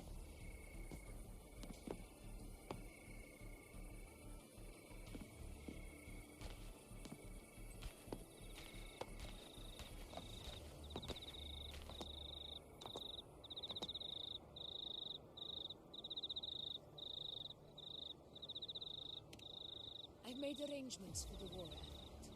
Strategically, we must always brace ourselves for the worst. Communications with the Black Shores are also underway. The Air Force Palace has previously established a connection with a consultant in the Rinascita region. We've reached an agreement granting the Black Shores permission to access Septimon's resonance nexus. They'll be able to monitor and collect data on the Dark Tide during the hunt. In return, should any complications arise, the Black Shores are to fulfill their side of the agreement and provide us with the necessary technical support. A consultant active in Renacita? That's right. Her name is Buling. An interesting young lady. Left quite an impression on me. So it is her. Why don't you let me handle contacting the Black Shores, Augusta? We talk from time to time. It'll help make things smoother for us. Of course. I'll leave it to you then.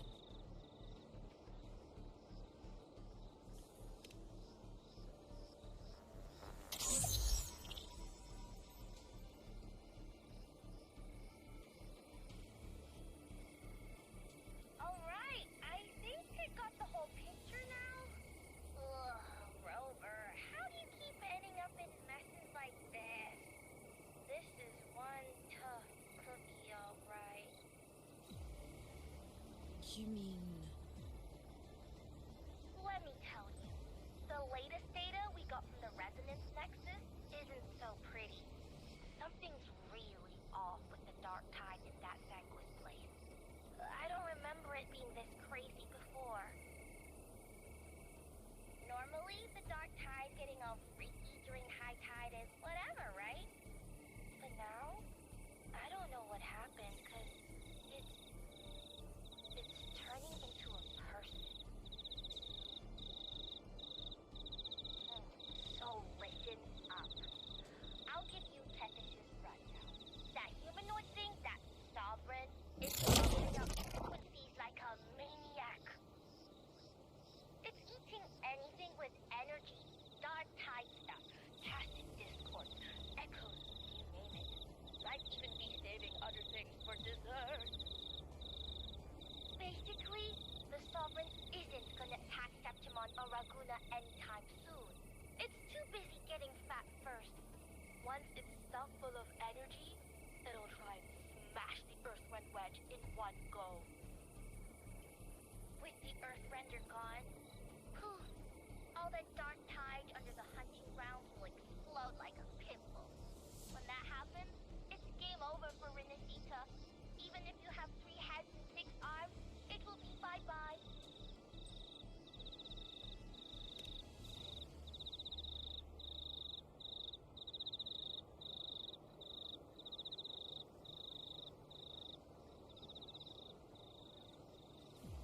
But Moot's team, this Corosaurus is just the bait to hook the big fish, isn't it? Your real plan is to stop the Sovereign before it fully forms. Nip it in the bud. Am I right, boss? You are right on the mark. Heaven and earth are in harmony. That's my reading, so your plan shouldn't have fallen apart like that. But then again, smooth sailing isn't always a good thing either. Too much harmony invites trouble. Tethys did pick up a strange frequency midway through the hunt. Everything was fine until that frequency came out of nowhere. And then suddenly the Sovereign took form way ahead of schedule. Talk about flipping the table.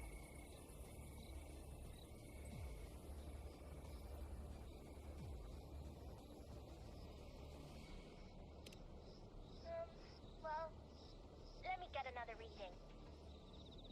Oh, the cheese all messed up. It's kind of hard to see. It's like someone clouded the heavenly signs on purpose. One way or another, we must find the Sovereign and stop it before it absorbs any more frequencies. This might be our only option for now. That's right.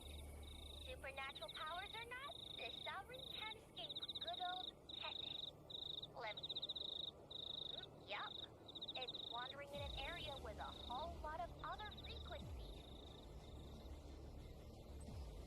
Looks like it's east of the Sanguis Plateaus. Yeah, that place has lots of dark energy. Bet many tough people died there. Murmur's Town. Understood. I will stop it in its tracks.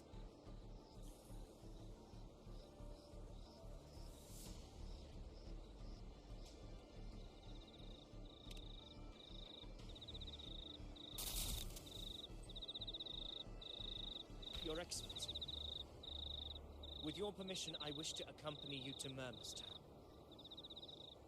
I know this request may seem bold, and I'm aware of the dangers ahead. But as a warrior of Septimont, I cannot simply stand by. Gladiators! We are united as defenders of Septimont's honor.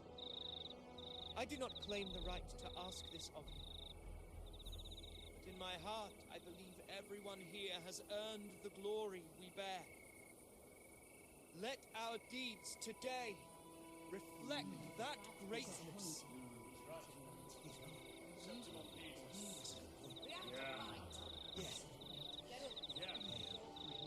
Well said, young man. Gladiators of Septimont fear no challenge. When the storm approaches, can an eagle soaring in the skies remain content as a fledgling beneath another's wings? Your Excellency, we will follow you anyway. Very well. You have sworn your allegiance to Septimont with your resolve. Your bravery is witnessed not only by me, but by the fallen heroes lying in Capitolini Hill. They take pride in your courage. If you wish to fight together, then so be it. I will afford your fervor its due respect. Come, take up your blades. For Septimont! For the name of heroes eternal! The wise choice, Augusta. It is time. Return to where you belong. Fabian has long awaited your homecoming.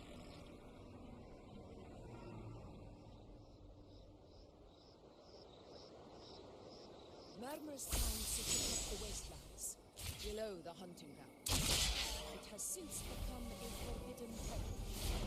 After the Dark Tide's corruption 16 years ago. Follow me. The wingray can give us a lift. Avidius, ready the anchor strings.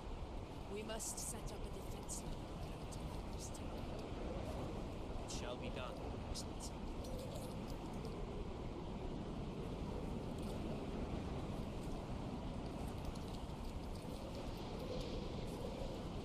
Wind guide me.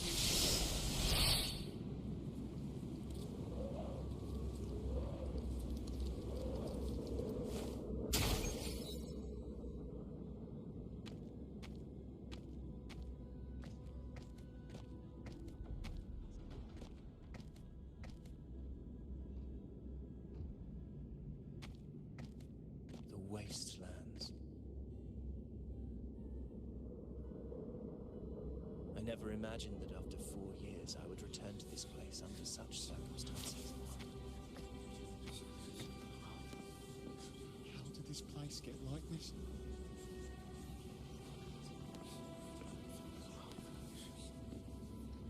This is where the Dark Tide started 16 years ago. The fact that this empty shell still stands is a miracle in itself. Does this mean if we fail to stop the Dark Tide, Septimont too will...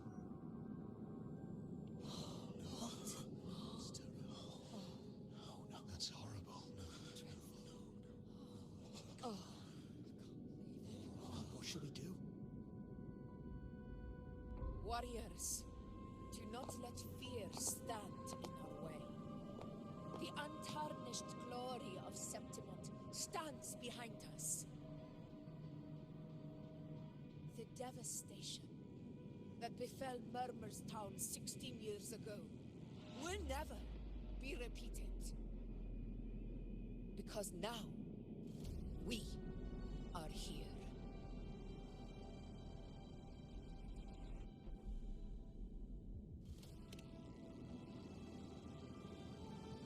The Sovereign won't make things easy for us. Any rash action before we can confirm its location and status would be unwise. Your command is our duty, Your Excellency. We will deploy anchor stones around Murmurstown, and I'll personally see that the perimeter stays undisturbed.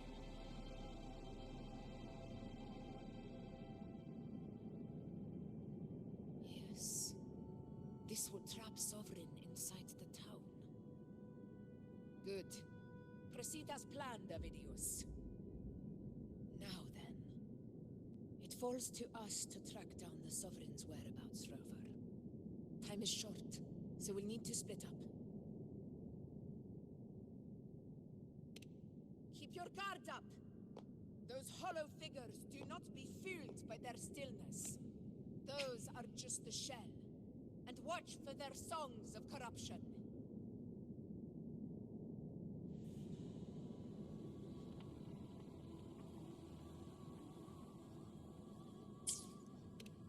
They were once our own. Brave gladiators, loyal citizens of Septimont. The Dark Tide not only twisted their minds, it also raised their corpses, and turned them into mindless puppets. Not even death could set them free.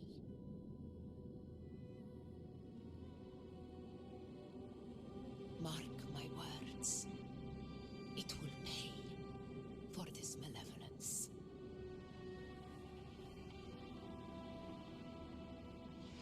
You take the upper area room. I'll take the lower one. If you spot any signs of the Sovereign, or run into trouble, let me know right away.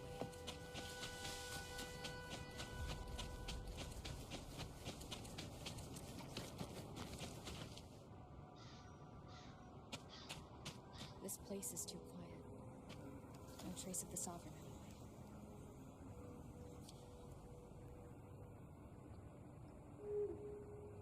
Hey, Wuthering. Can you help me track down the Sovereign? You got it. Give me a sec to scan things.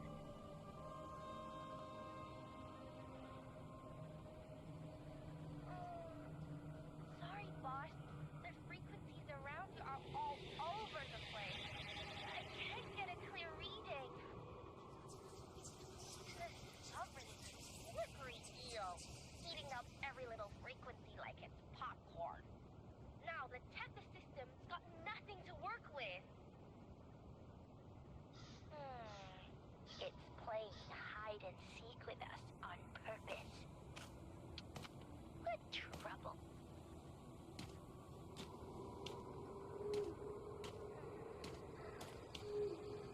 Hold on.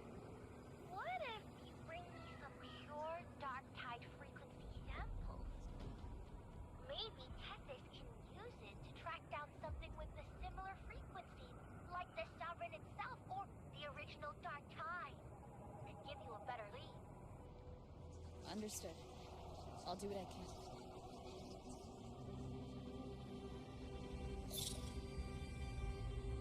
Abby? Abby, wake up. What's going on? Ugh, I'm so sleepy.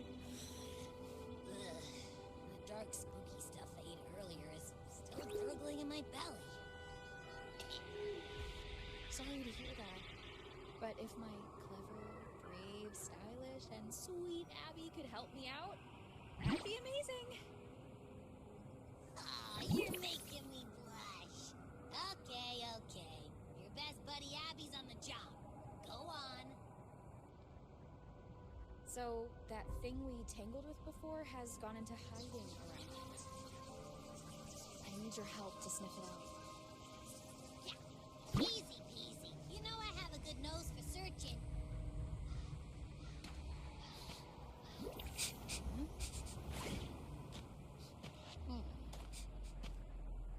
Find anything? Smells like a dumpster fire. And that monster, I can't tell where it is exactly. Scent's all muddled.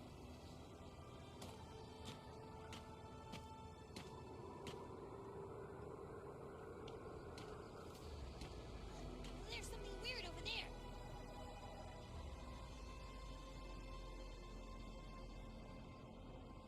Is that a waystone? I've seen those back in Septimont City. They're like signposts for Outlanders. All right, let's check it out.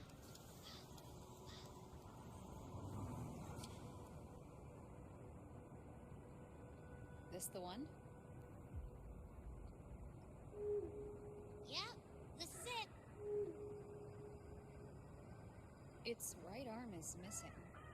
Isn't it supposed to be pointing in that direction? I guess. It wouldn't be a waystone if it didn't show the way, right? Hey!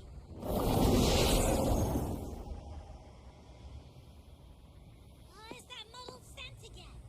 Come on, we gotta catch it.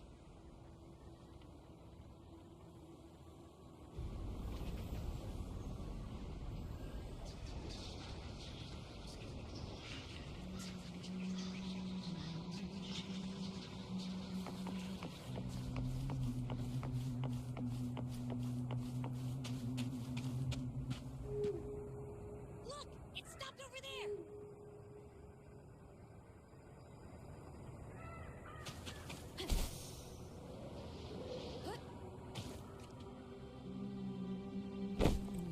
It's gone. Is it hiding among those strange statues over there? Wait, are they singing?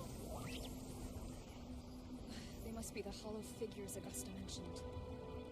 And that song. No. I can't get any closer. Maybe I can split off the Dark Tide's influence.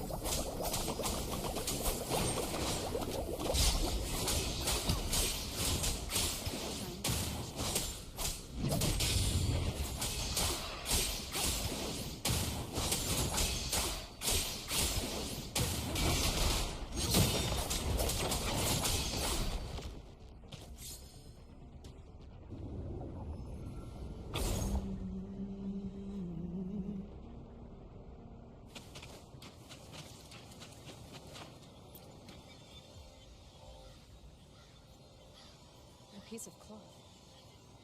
Looks like something from a gladiator's gear. But why here? This frequency is something else. Is it that same muddled scent you mentioned before?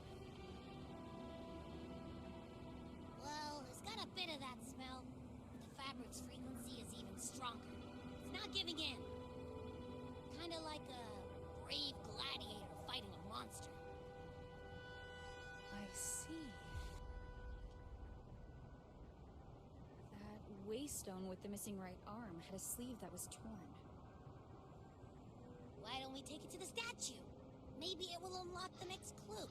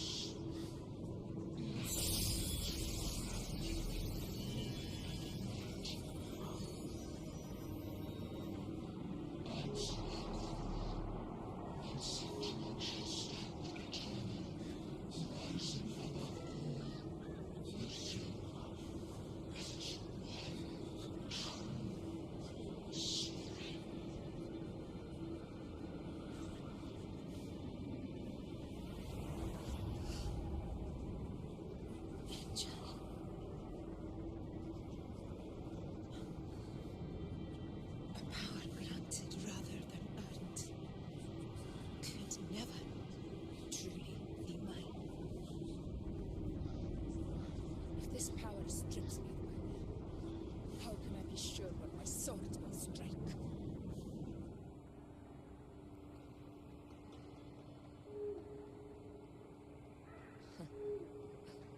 I reject such a gift.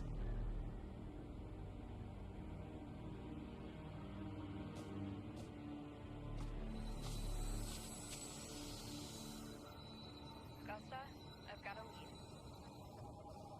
Location's on your terminal. I'll wait for you there. Copy. On my way.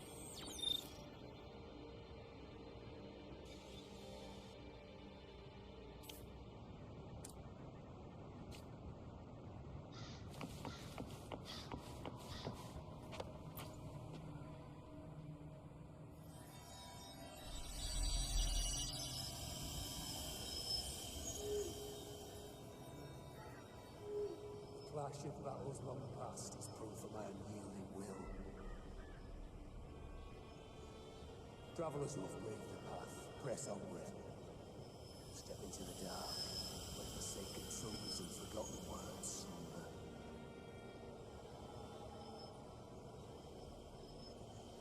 This is... a Sonoro! Ah! The smell makes sense now! A gladiator who fought the dark tide in Murmurstown to his last breath. His frequency still lingers to carry on the fight. Thank you for showing us the way ahead.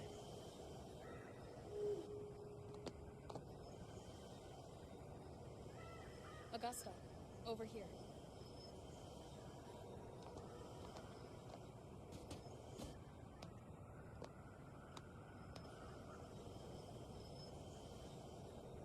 Is this a Sonora?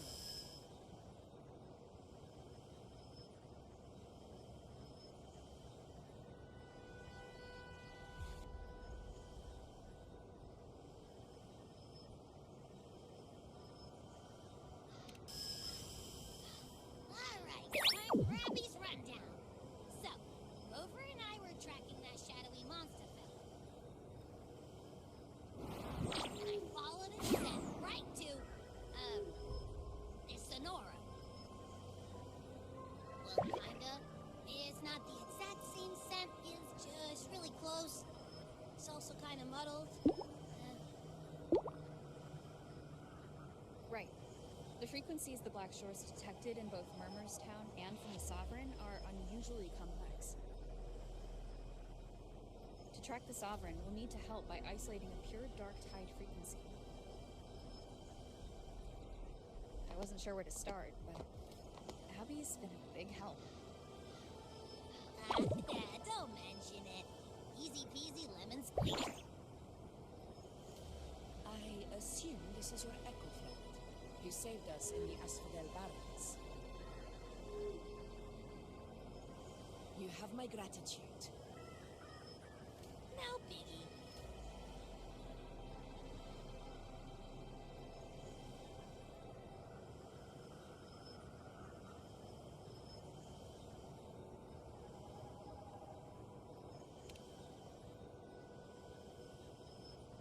The level of power it showed is indeed questionable for an Echo. But I trust it, as much as I trust you. No need for explanations between allies. Did you hear that? Through me walk the path of glorious ascension. Through me enter the city of eternal bliss. Yet all who enter must first forsake all hope.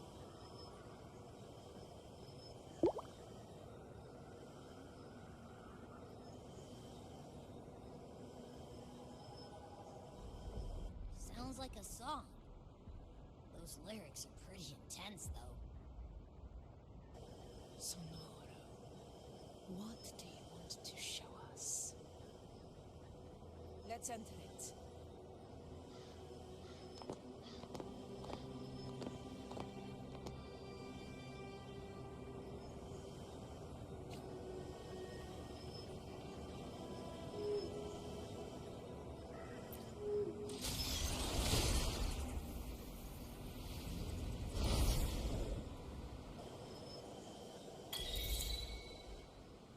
Are we still in Murmurstown?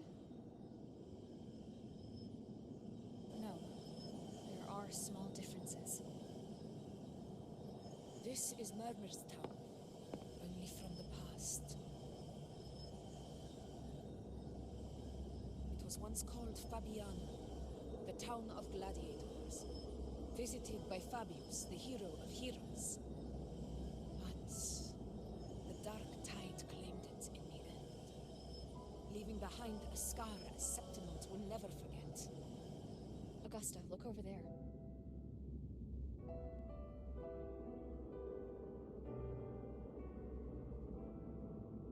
Are those lingering frequencies from the past? Let's follow them. It might lead us to more answers.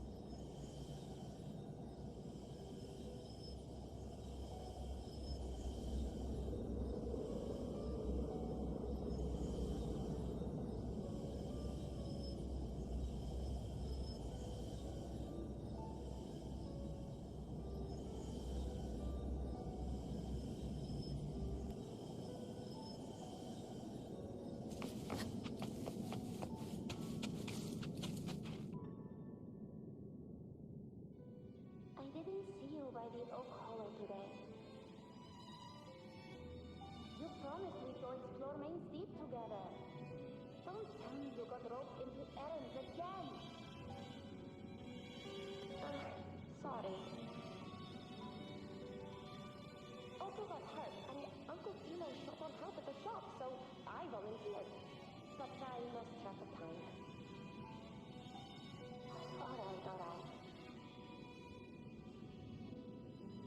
But isn't it odd how people always come asking you for help? We're children, after all. I don't know. Me neither. I guess it is high tide season. Uncle Philo must be busy at his forge. Even Ma and Pa are busy preparing for the hunt. If only we could find our way to Main's Deep. Maybe we'd hear the hero of heroes whispers and gain a mighty resonance, just like in Grandma Rosa's stories. If I were strong enough to join the hunt, maybe Ma and Pa wouldn't have to work themselves to the bone. You're strong to me, Angel. Sometimes I wish I could be as strong as you. I don't think I've ever had your gifts. Father always said, you swing a sword fine enough, but your resonance ability is average at best. Not gladiator material. Average? I don't believe that for a second. Come on, let me see your hand. Your pocket mark's there, right? Hey, why are you hesitating? Show me. Huh? This is... I'm going to Uncle Philo. This is obviously from his forge burning you. It's not his fault. I was just being careless. I asked to borrow some of his old rusty swords, and if I worked fast enough, he'd let me. Grandma Rosa says you need 2 lives to reach Main's Deep. We don't have our swords yet. We're missing a life, so I thought if I could get us some... not this again. You really can be a handful sometimes.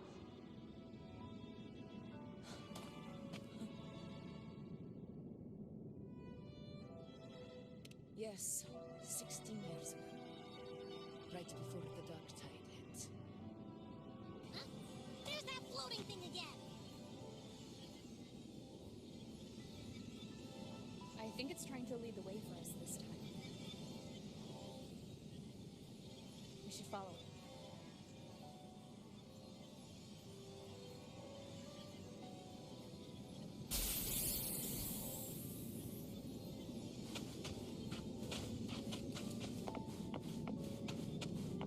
It's hovering by those phantoms.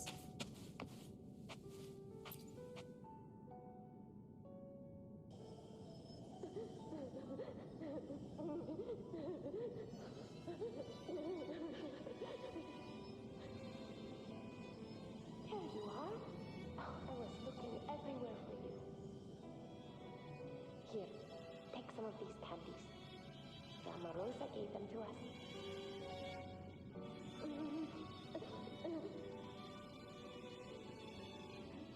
Hey, do you think what Grandma Rosa said about Main's Deep is real?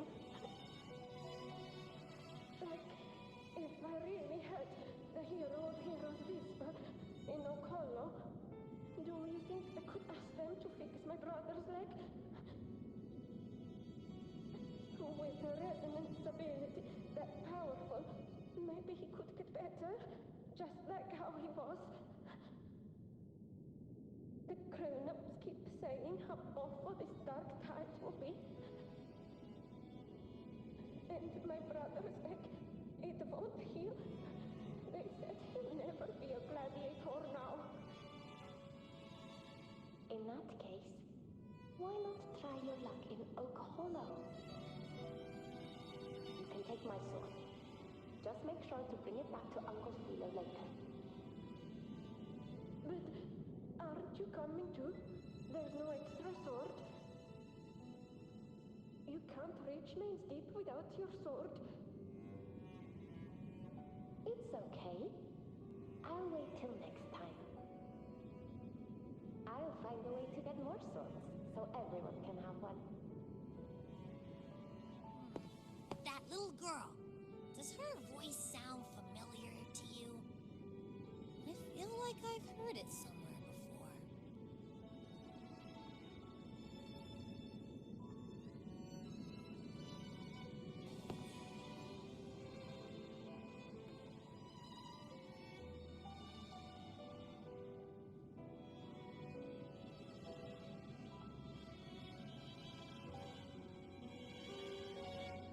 We've got no other leads for now.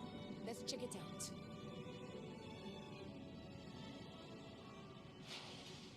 More phantoms of the past.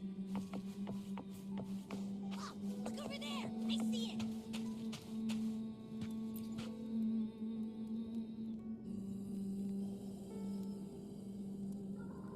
You are there! Oh, you wouldn't believe what...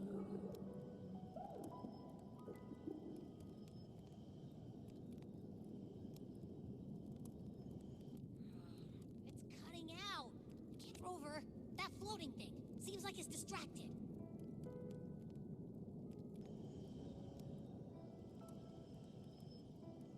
Something's messing with it, but I can't see what. Feels like, I don't know, like there's an invisible wall cutting us off. Another waystone. That can't be just a coincidence. It led us into the Sonora. Maybe it can lead us out. You're saying we should use it to leave the Sonaro, and that whatever's messing with us might be coming from outside. Could be. It's worth trying.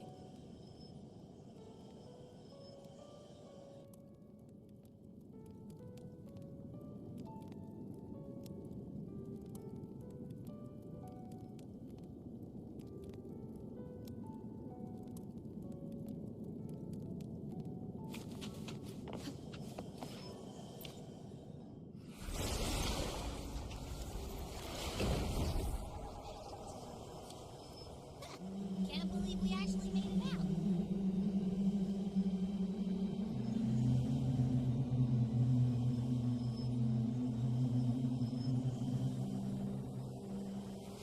This is a testament to my connection with the world around me, and it's very much my companion now, bearing witness to everything I've experienced on this journey.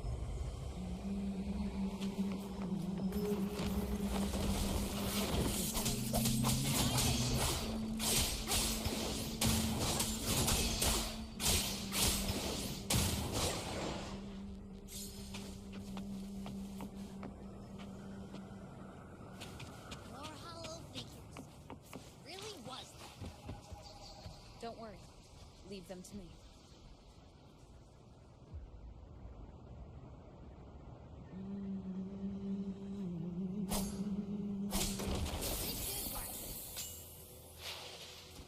Alright, team.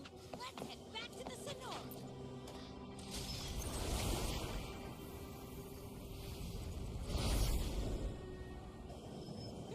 Seems like our little flutterbug has finally calmed down.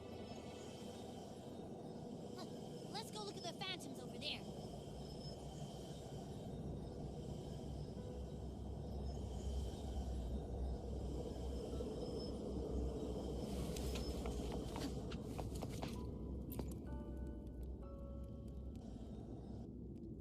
Oh, I wish you were there, Angel.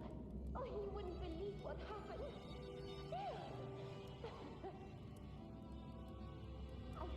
I only ran a few laps with Eric, and guess what? He got so dizzy, tripped over his own feet, and smacked, chipped a tooth. Hold still. I'm trying to get the salve on. Look at you. Black and blue and still grinning like a goat. All right, out with it. What do you do to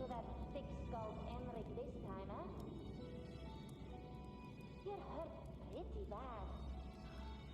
Guess that means no Oak Hollow then. Not that it matters. I bet there's still nothing there but moss and mud. He was picking on the little ones. I couldn't just stand there and watch. So I told him, learn how to kneel before asking others to. And that's when he snapped. Couldn't beat him, but still fell down. Just like you.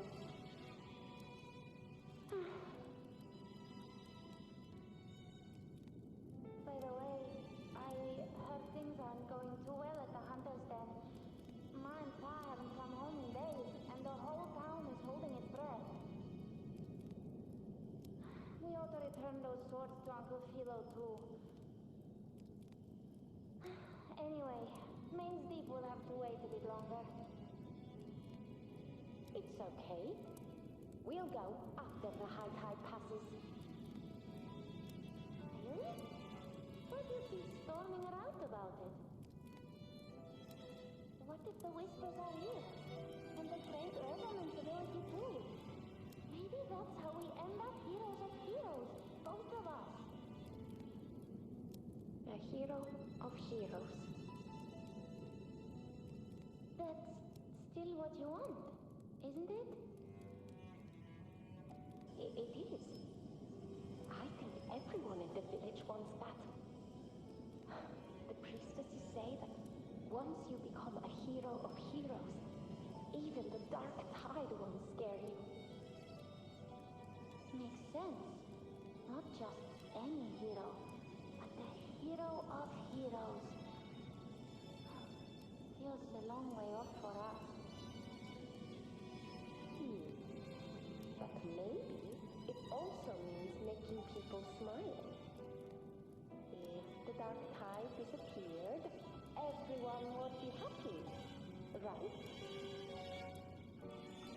That sounds so easy to be true. But if that's all it takes, you've done it already, Augusta. But skip Emery. Making a loud like him grin shouldn't count.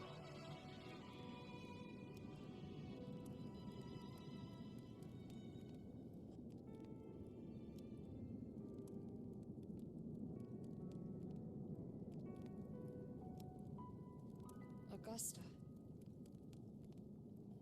That's me. I guess there's no denying it now. I thought I might keep my foolishness as a child from you. So Murmurstown, I mean, Fabiano, is your hometown?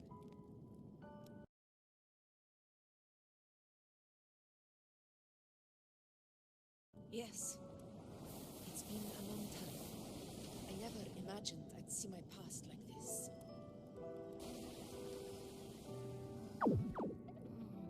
I'm curious. About Main's Deep and the Oak Hollow? Yeah.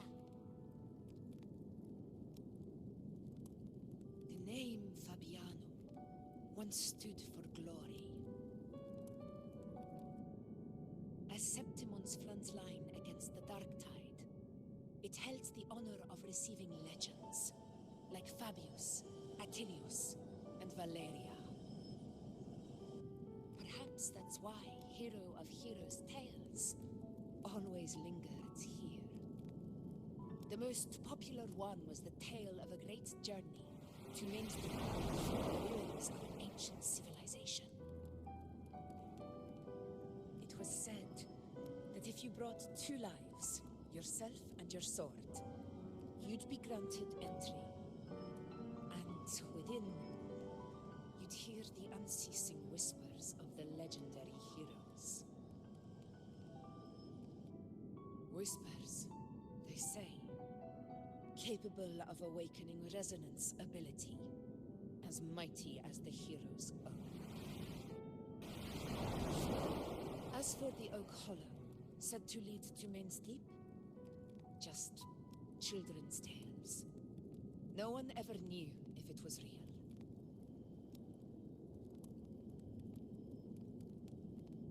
But But Fabianum never found its hero of heroes. Ever since then, the name was lost, replaced by Murmur's tongue. A scar that Septimont refuses to face. The whole town held out until the very end. Yet no aid ever came from the city of Septimont. Later, I heard from the senior gladiators that on the very morning Fabianum fell, most of the Senator lords were still sound asleep in their own beds. It wasn't the dark tide that doomed my hometown, but those in power who were blinded by greed and failed to act.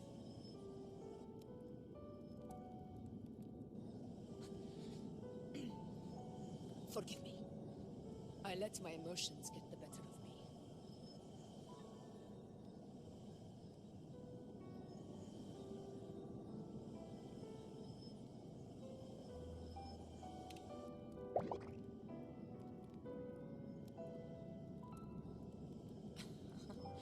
I see. Then perhaps I should spend more time with you, like you once did. Anyway, why did the Sonoro reveal all this to us? Maybe it's helping us find that, pure dark tide frequency? The scent does feel clearer now, less muddled. Or maybe it meant to show us something more.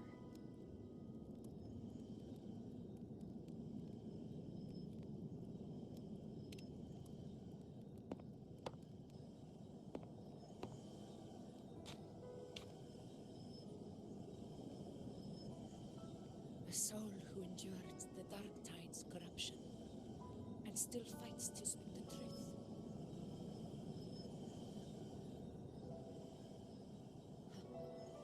His spirit deserves to be remembered. I will go to witness that truth with my own eyes.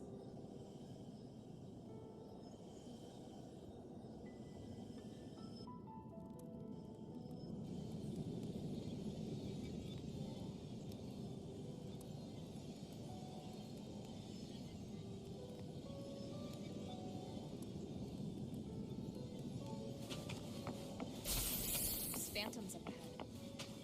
It's like they've lost control.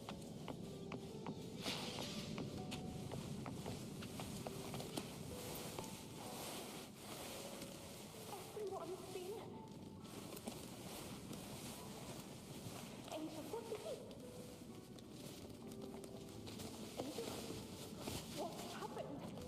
You're bleeding.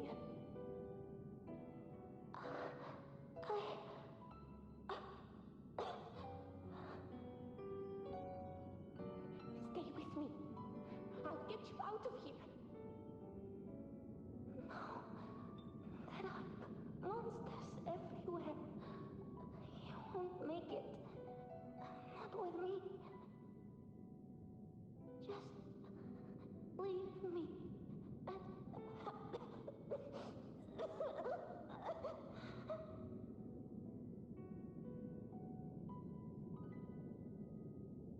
Huh?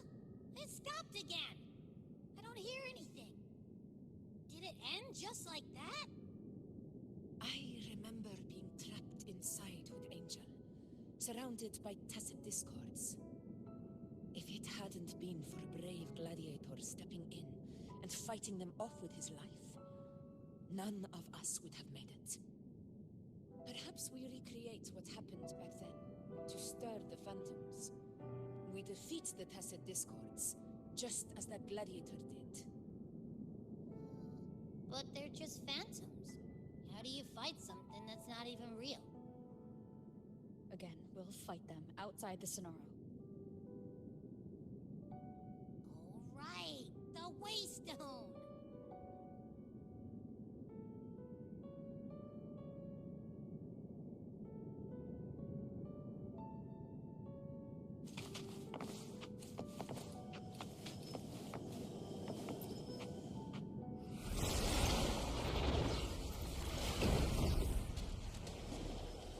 Tacit Discord, over there! to work.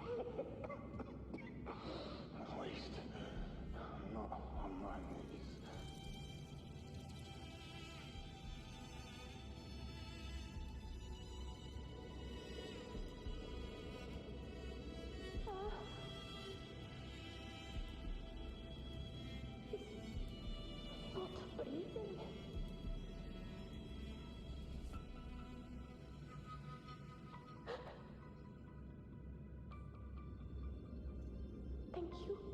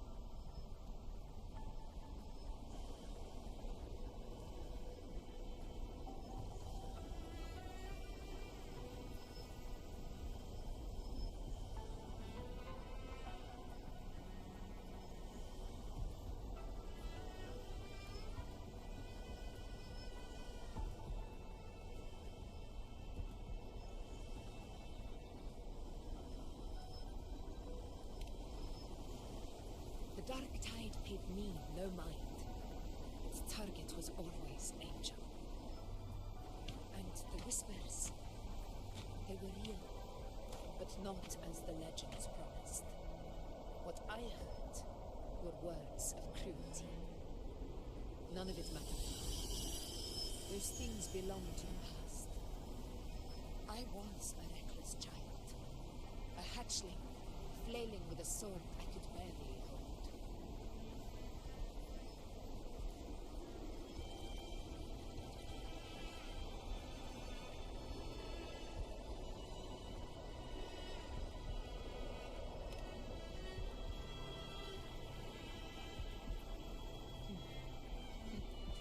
True. Though back then, I didn't really have a choice. This is Septimund, the place where ideals bow to strength. As a child, I had no desire for power. But in the city of Septimund, if I wished to rise beyond my origin and silence arrogant dressed in fame and fortune, I had no other path. Now, my strength speaks in my stead, and my blade cuts down every slander. All but prejudice. I know well what those parasites in the Senate are plotting. Draped in the temple's name, they manipulate public opinion to secure themselves a place on Capitolini Hill. But their absurd schemes betray only fear. Too afraid to face me, they skulk in the shadows, hoping empty prophecies might bring me to my knees.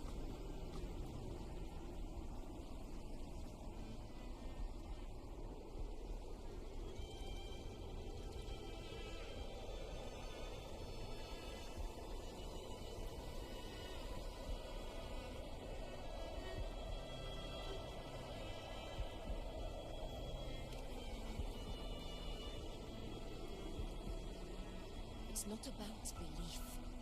It's about not fearing them. The dark tide still haunts Septimund. People live in terror of losing their homeland again, and so they cling to the hope of a hero of heroes. As Septimund's ever, I must stay strong and answer their call. Our ruler has no right to falter. If my resonance ability raises doubts about my right to rule, then let the true hero of heroes step forward and challenge me. And if none appear, I will decide whether this title is worthy of the weight of a ruler's glory.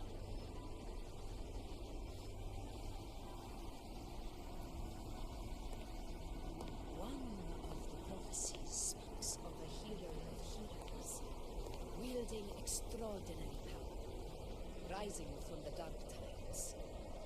As I see it, you, Rover, fit that image well. Should it be you,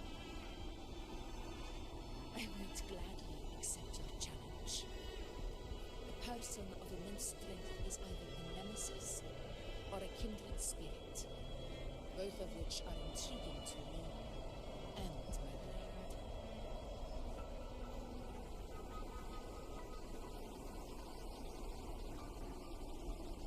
Me?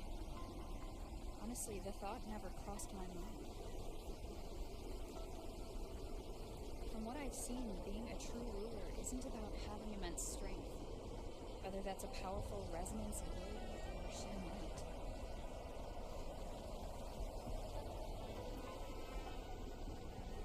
I've met people from Huanglong to Renacida who live with real integrity. Their skills and backgrounds were all different, and none of them were perfect. But what defines them isn't strength or anything that can be measured. It's the spirit they were born with. Resilient, unyielding. That can't be stolen. Believe me, Arista.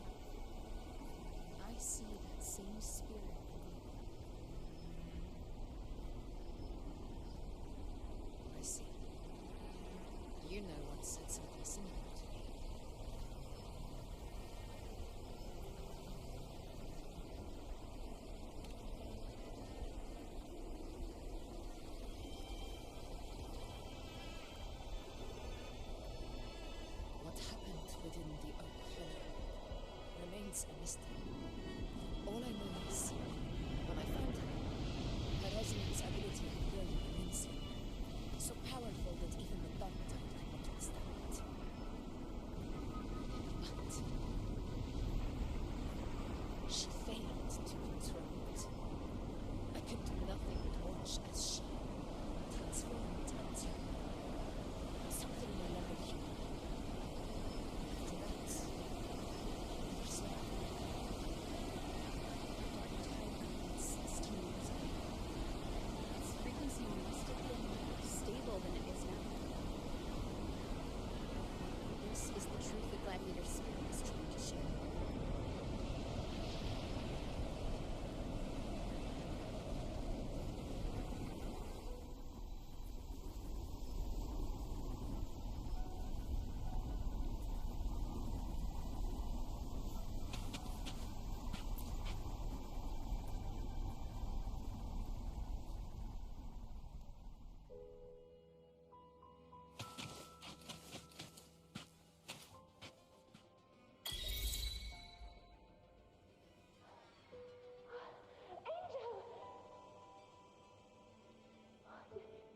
You've defeated the Dark Tide. That's incredible. And your wounds? They're gone. Thank goodness. Did the Whispers give you their power?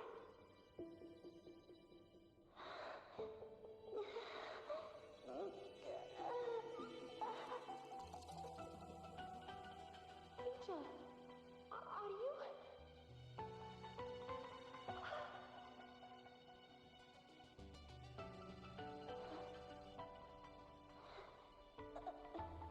Run.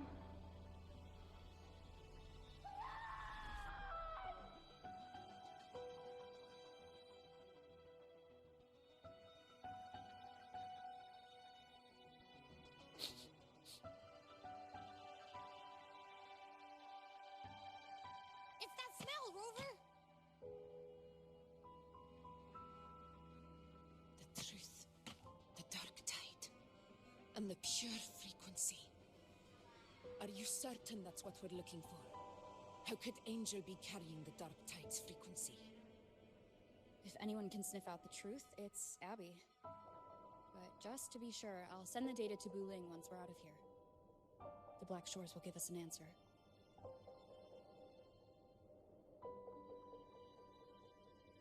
All right.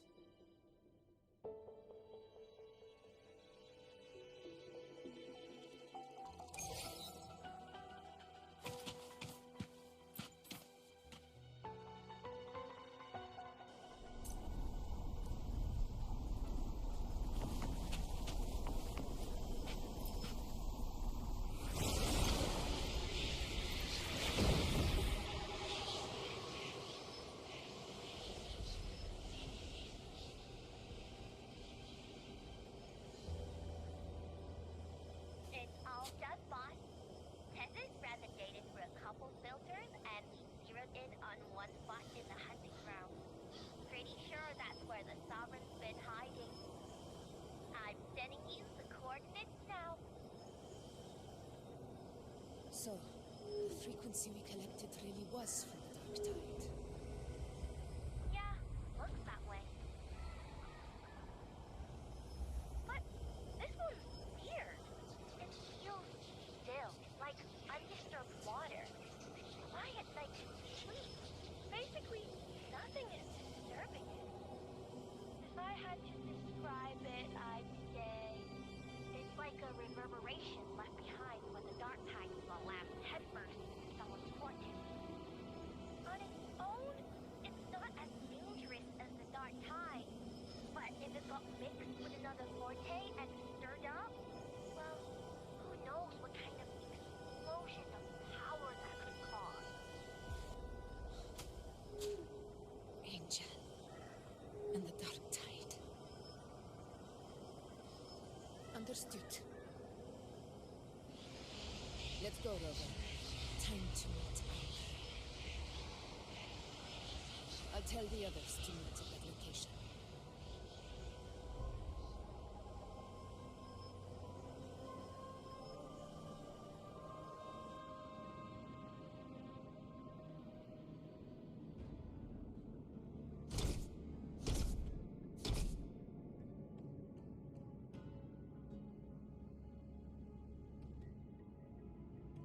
Please hurry, everyone.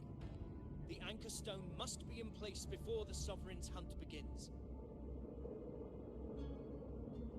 Such devotion. Forgive me, but you seem to forget your place, Avidius.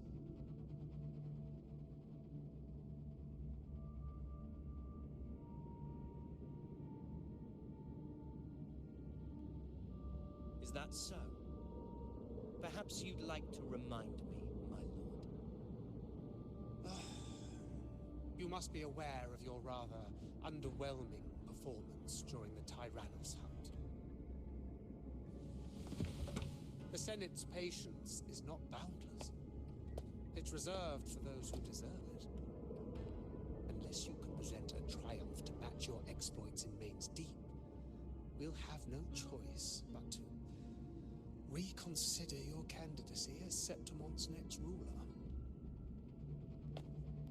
Wake up, Avidius. Isn't Murmustown the very place where your glory began?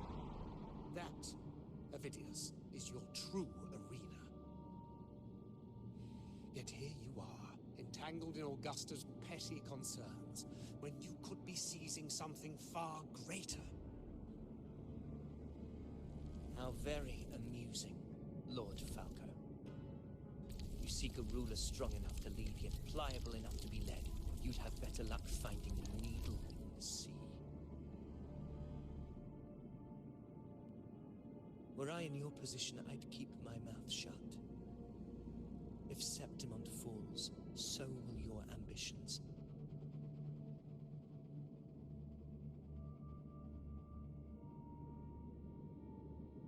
And allow me to remind you. I entered Main's Deep because I had no other choice, and my duty as a gladiator demanded it. The blood I shed, the blade I wielded, these were proof of loyalty, not entertainment for the Lords. If that's how you see it, then perhaps it is I who should reconsider this alliance. How dare you! Got some grit, eh? Haven't let ambition cloud your mind. I like that. What do you mean?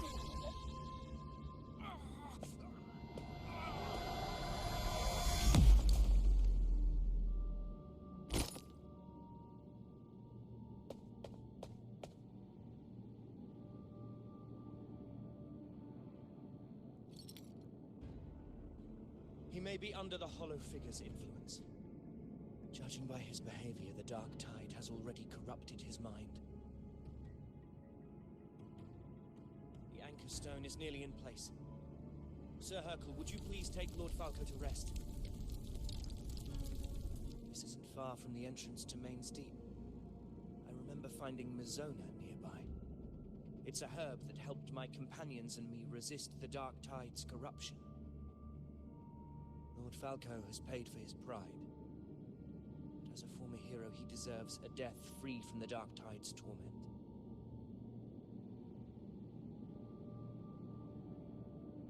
I will do what I can to help.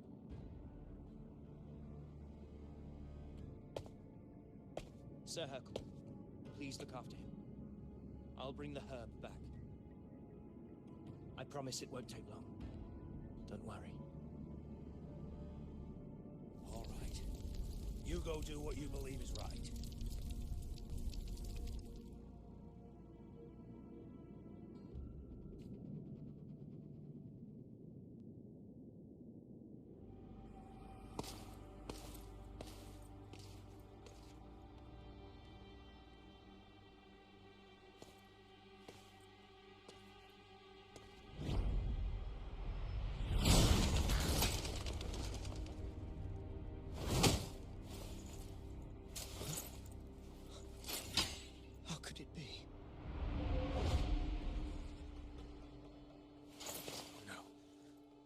Be the Dark Tide's illusion. It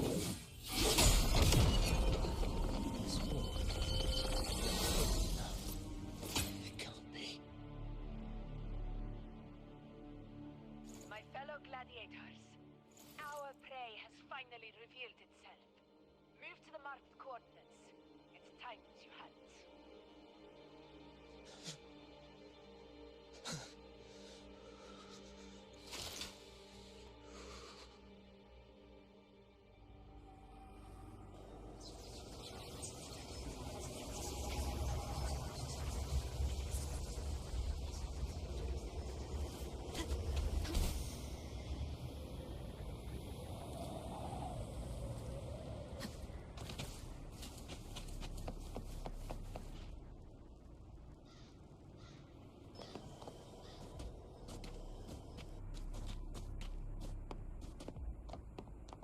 This is the place. The smell's getting stronger.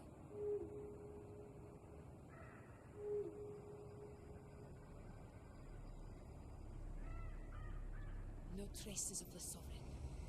It must be hiding again. We must force it to show itself. Perhaps this could work.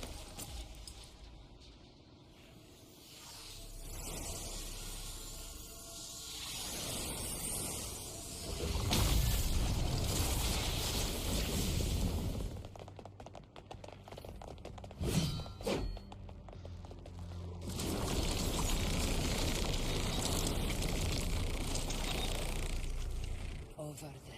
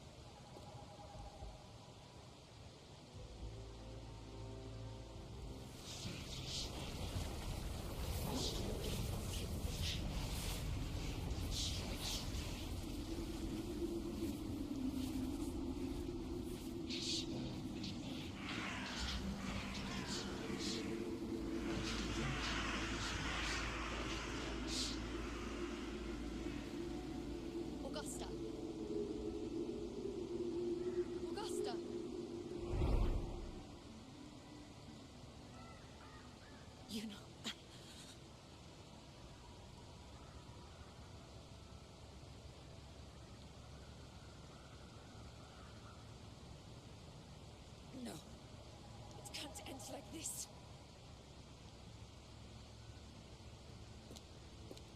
All able units, split into 2 teams. One will escort the wounded back to base, while the other prepares supplies and maintains position.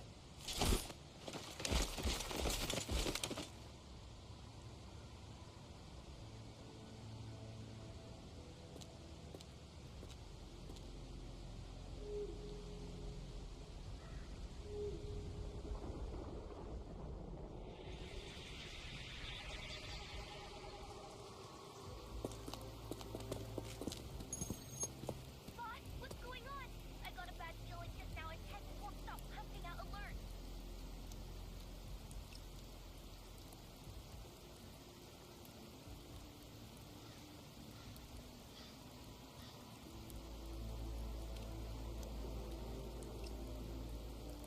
Uh-huh. Danger. That area you're in has very mad warriors. So the Sovereign is like having a free buffet.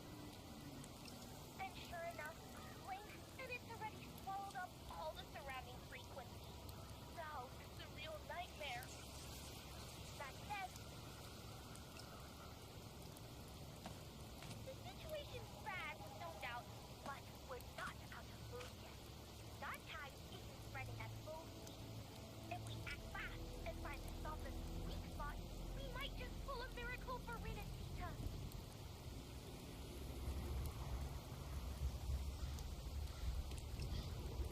Let's see. Fire under earth, light blocked. That's it! Tess has been showing messy internal frequencies and unstable structures. Looks like after stuffing itself with all those frequencies, the Sovereign's completely scrambled inside.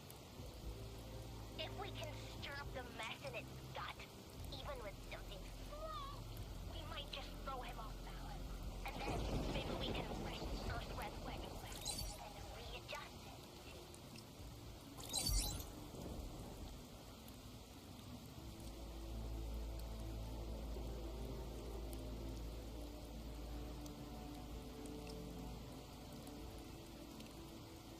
Terrible time. Is there any other way to reach her?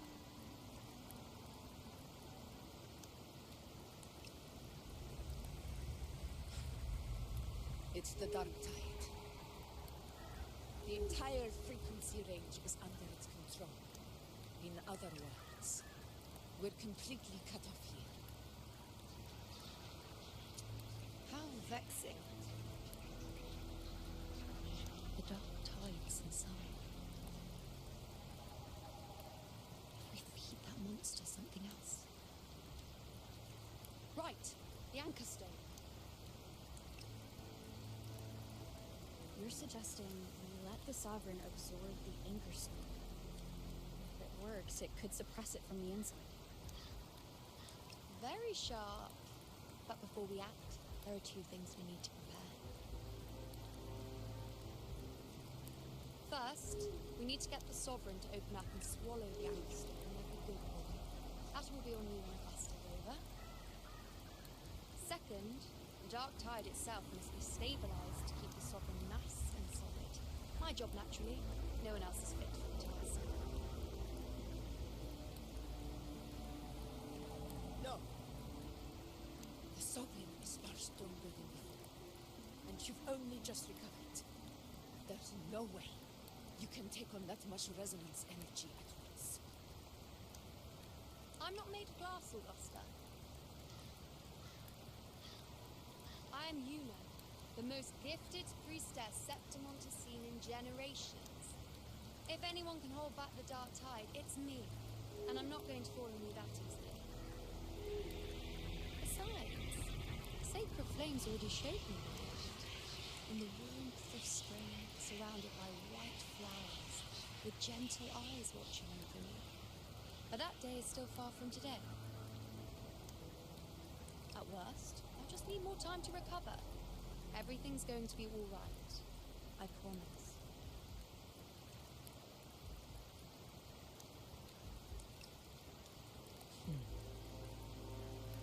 Then it's settled.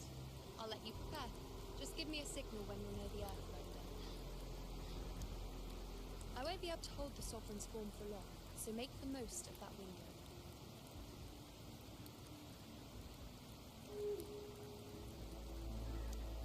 Did you forget anything? There you go.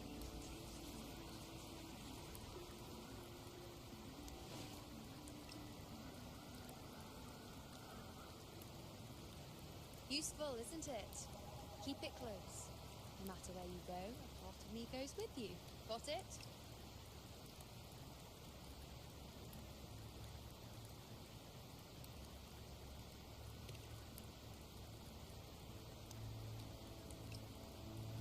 Since I've given you a tool so practical, I'll ask something in return. Just one thing.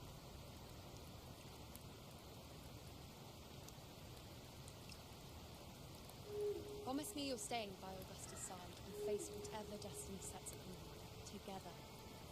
This isn't a command or a suggestion, but a personal request. Only you can do this. You know. I think I understand what the unknowable void in your fate really means. It's not nothingness, Rover. All along, it's represented a future that can't be defined by anything but your own will.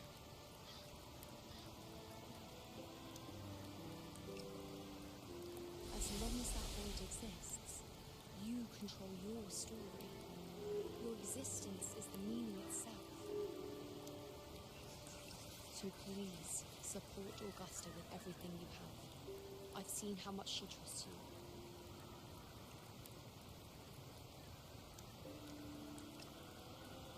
So trust her in return. No matter what happens, you're not to doubt her in the slightest.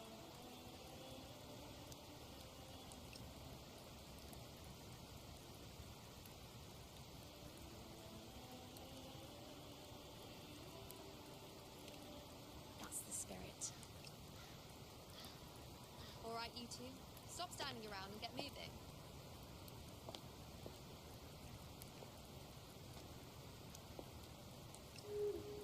The sooner you settle this, the sooner I get to leave this boring place.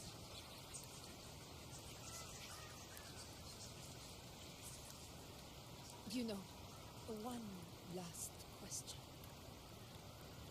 For someone without an unwritten fate, is it true they can never break free, no matter how hard they struggle?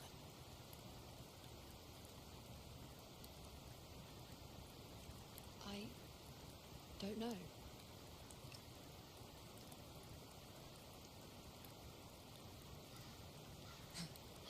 That's all right.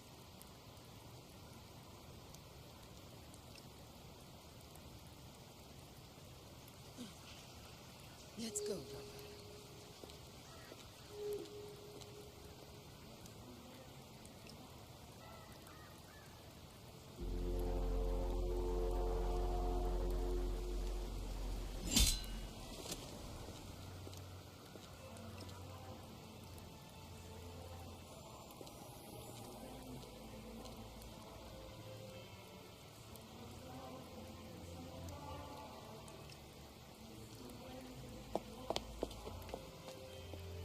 Wait, Augusta!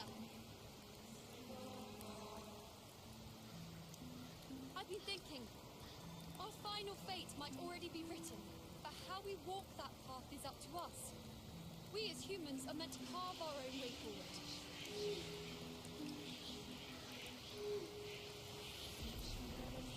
We can't rewrite fate, then we chase it, outpace it. Then when we catch up, we'll smack it right in the face.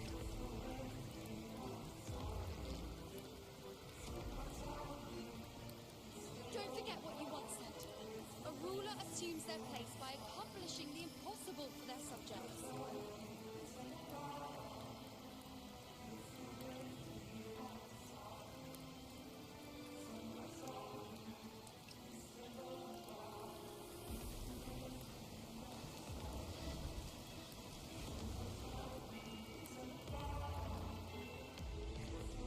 Let's head to the borders of Merma's temple. The Anchorstone Avidius on the other scepter could come in handy.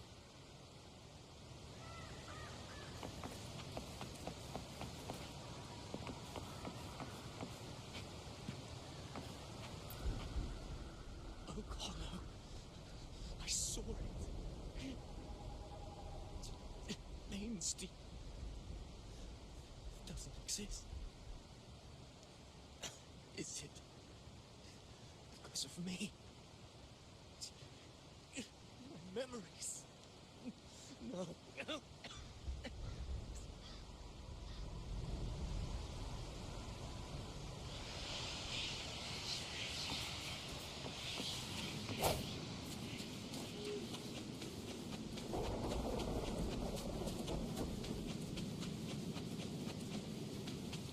One down.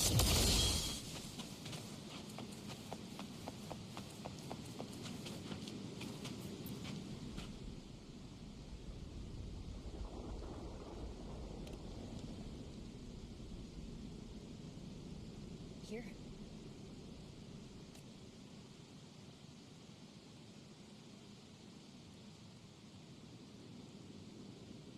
Why did you...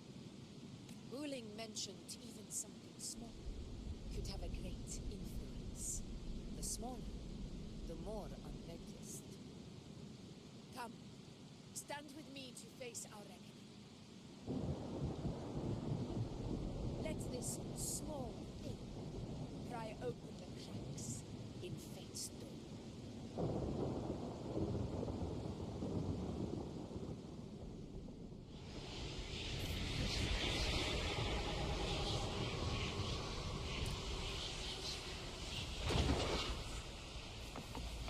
Leave it to me.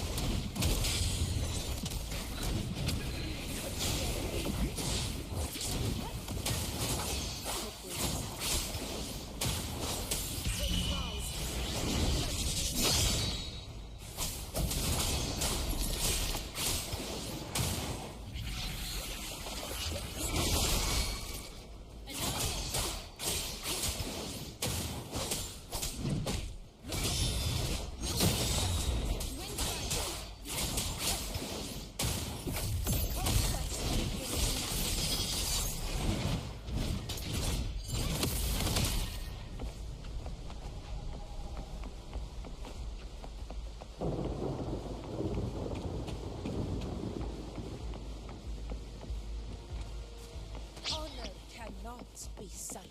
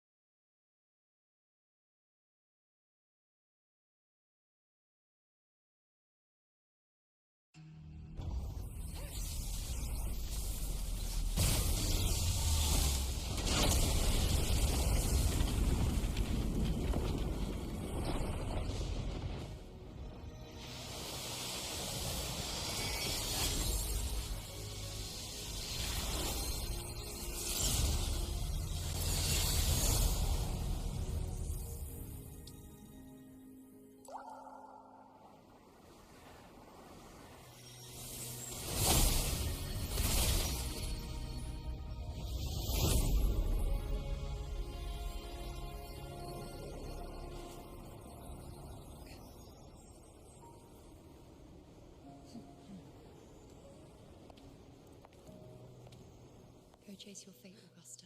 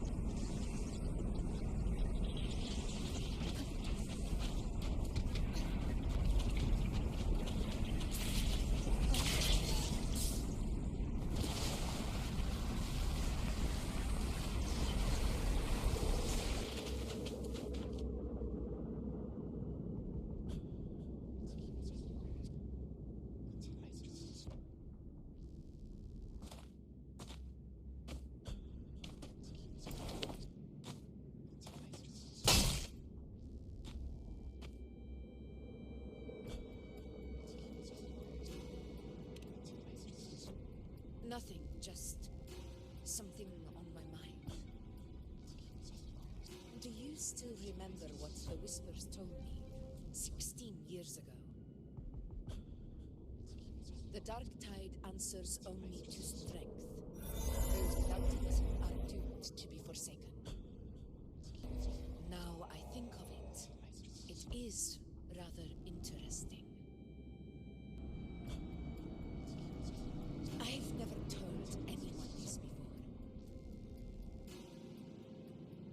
But ever since the Dark Tide decided to forsake me, those broken whispers have never left. They echoed in every battle, telling me when to dodge, when to strike. But with each opponent that fell, the whispers began to fade.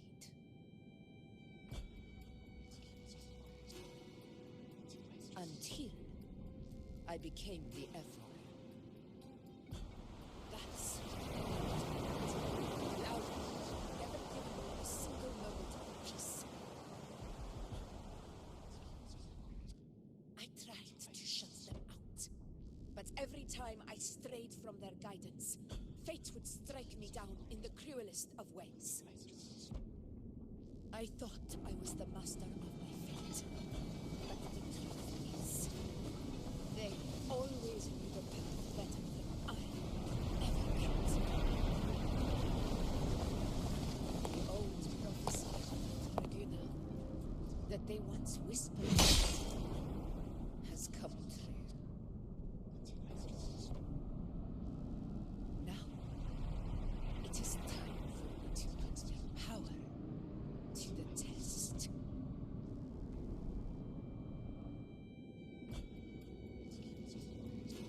Leave it to me.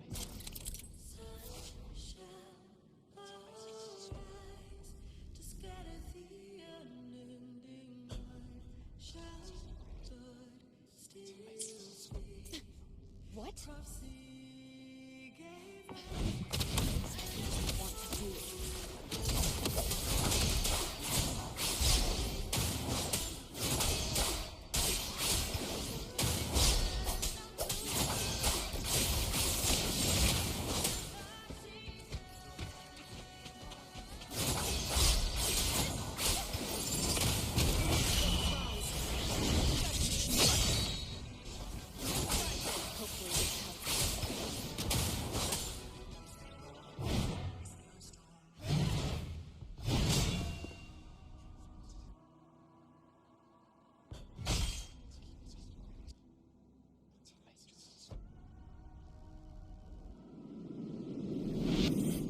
Prophecy speaks of a hero of heroes. As I see it, you, Rover, fit that image well. As long as that void exists, you control your story. Your existence is the meaning itself. So this is your plan. Using this battle to mark me a hero of heroes so the temple's prophecy will be fulfilled. Augusta. Give everything! Realize this is the duty I must fulfill.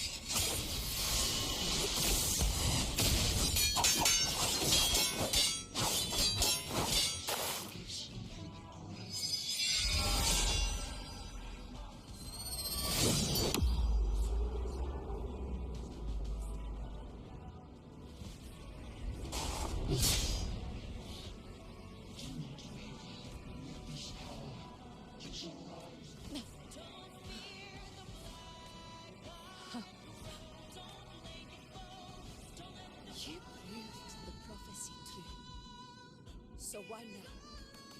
Why this sudden urgency to stop me from fulfillment? Unless I was your target all along. That power you spoke of was always just a trap. Answer me. Who are you?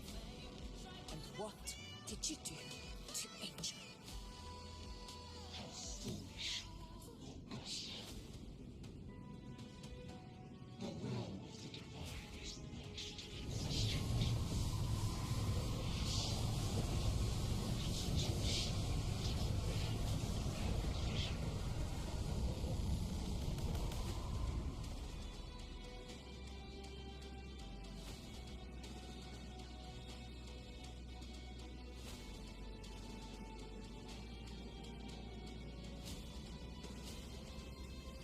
Rover,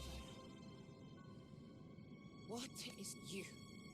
The unwritten one are blessed to shape your own fate. And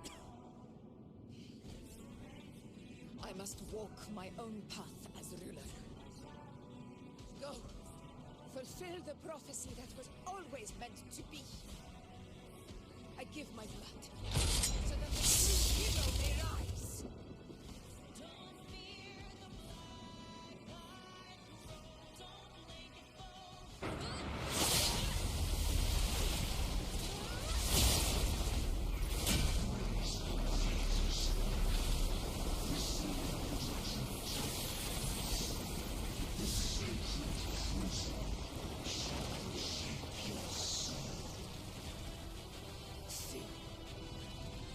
I already said that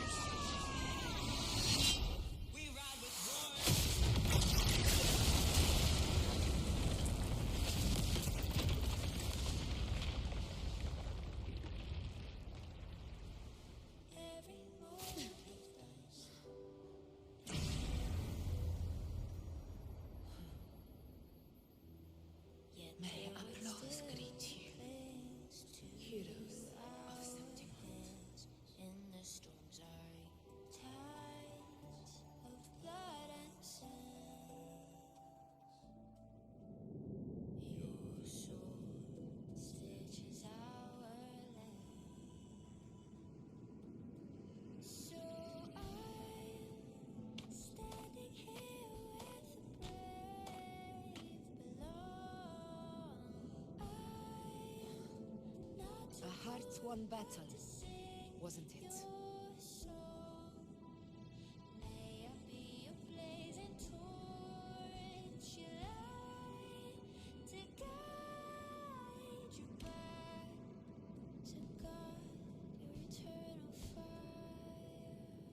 Yes.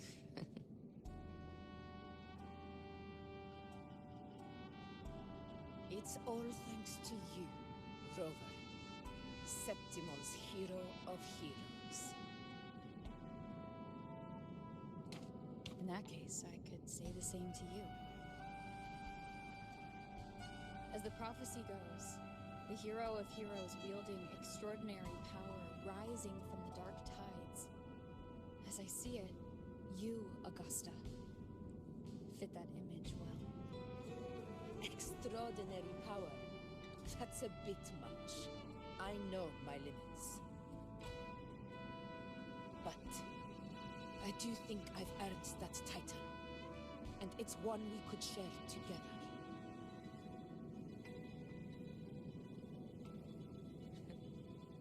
Besides, the temple never said there could only be one hero of heroes. What really happened to you in the Dark Tide? I thought you might have... It wasn't a pleasant experience. But in a strange way, it was refreshing. If you want to hear the full story, I'll tell you another time.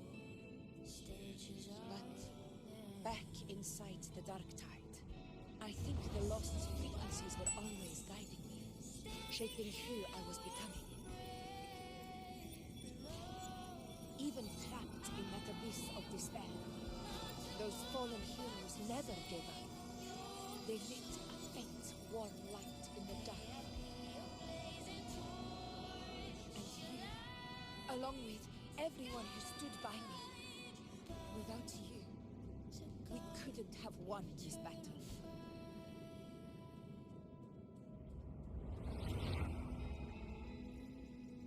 Perhaps the title of ruler is too narrow and too hollow to define the true spirit of humankind. A civilization's glory is forged by generations of brave souls. It was never meant to be one person's medal of honor. I want to ask you something. Why did you ask me to join the hunt?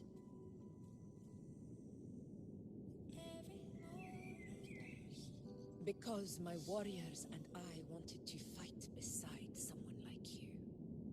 And that hasn't changed. But I will be honest. Part of it was because of your unwritten fate. I'd been preparing for this hunt for a long time. At first, all we had were a few vague glimpses from the priestesses, and a handful of prophetic news. No one knew when or how the disaster would strike. And then, you showed up. You've surely seen the unfinished mural in the temple, the blank wall and the unwritten fate. So I took a gamble, believing you were the key to this hunt. I couldn't explain it back then, not when I wasn't certain myself. But in the end, we realized what that blank represents. And my gamble paid off. The one who deserves to be a hero of heroes, with power over the Earthrend Wedge. Thank you for your trust.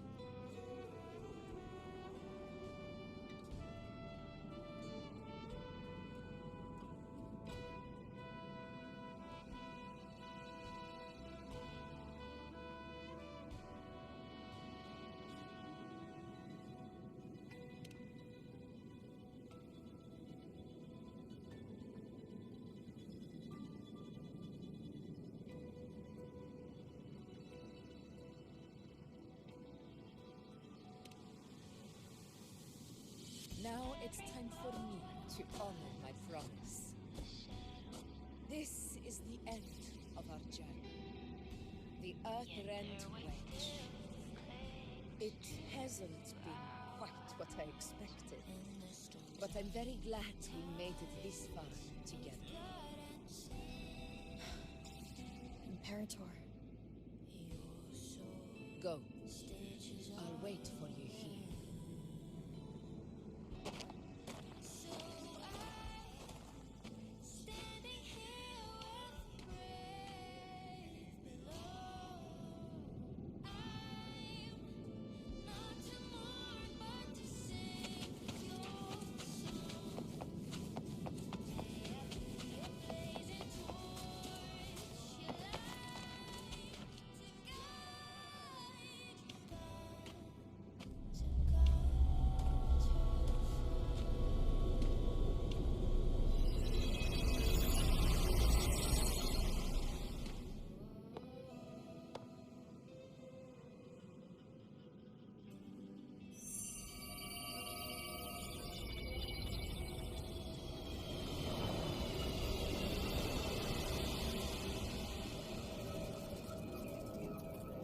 Discoid. This warmth. I feel you, Imperator.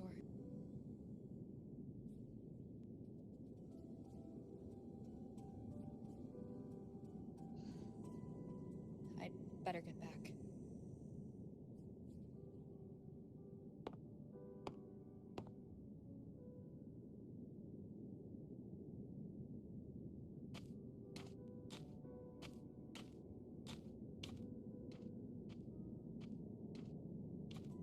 Did you find what you seek?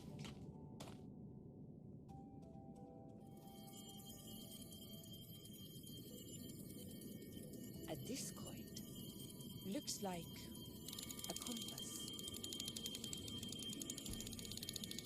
The structure's odd. There might be a hidden compartment inside.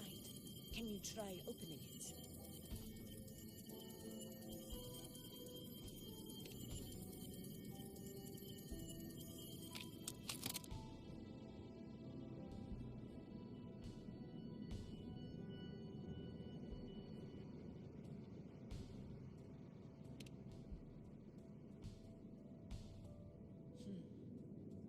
If this relic was left by the Sentinel, brute force won't get us anywhere.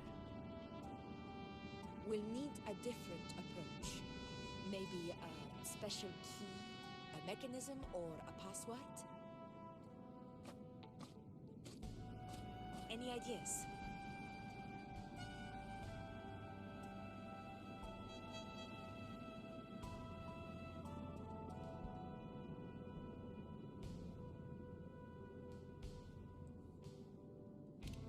There's a friend of mine who, well, she knows a lot about Imperator. She might be able to help solve this mystery. More importantly, her powers are unique. The Earthrender's holding back the dark tide for now, but those sudden outbreaks and the way it's fixated on it, it's not just a coincidence. If anyone can put an end to the Dark Tide's threat in Septimine, it's her. Sounds like someone worth meeting. Do introduce me later.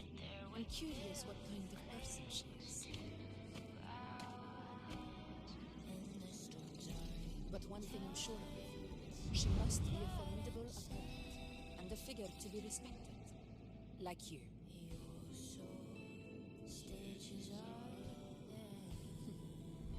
You two share a lot in common. I think you'd get along. I'll reach out to her once we're back. She wasn't able to travel before due to some unavoidable reasons, but now, the timing's right.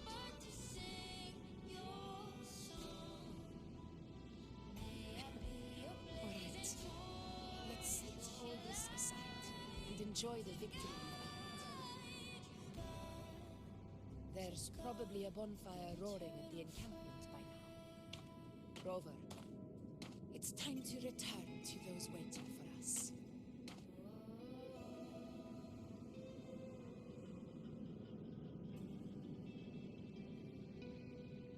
We won this battle, but the war is far from over. The road ahead still steeped in blood and thorns.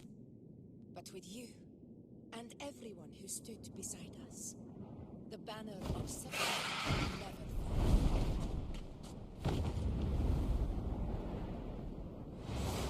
With the eternal sun as my witness, the name of hero belongs to you all.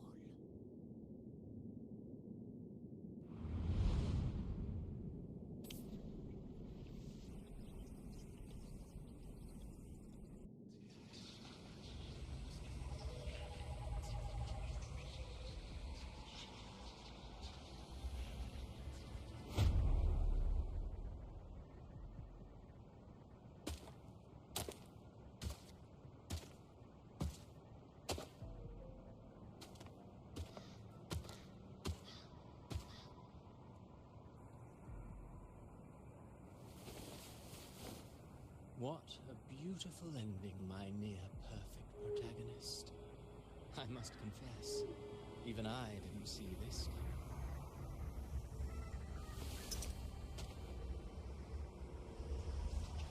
Should this be your final act? No. No, allow me this small indulgence as your creator.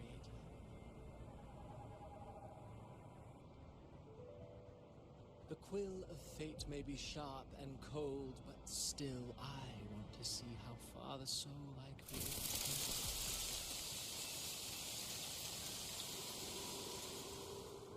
go. After all, it's the stories that sink deepest into the mire that stir the heart most, don't you think?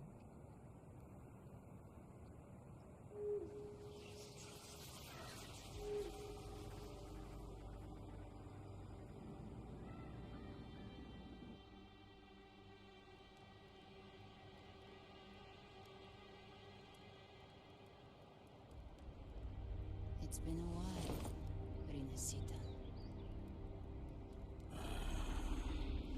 What prey do we hunt this time?